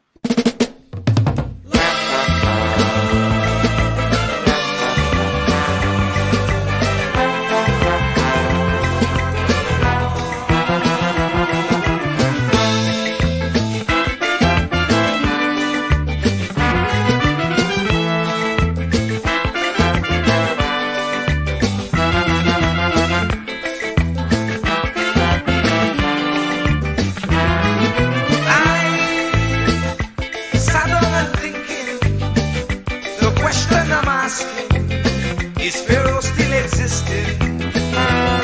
As he before, resembling an Israelite, not being treated right, enslaved day and night. Oh, we just can't go on this way. We just can't go on this way. Please deliver us today. We just can't go on this way. We like the Israelites still in pain. We just can't go on this way. So send us another Moses again. We just can't go on this way. Oh, oh, oh, oh, oh.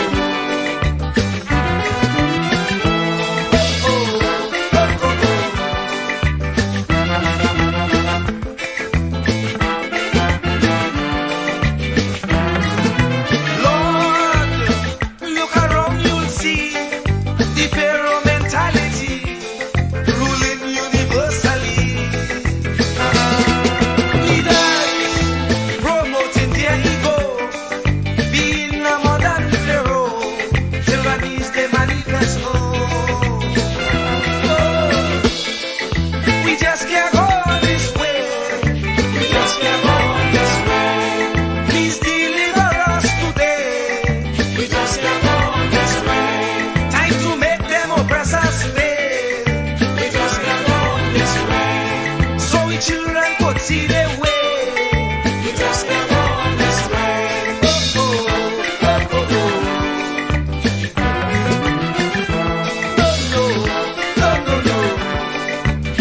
No, no, no, no, no.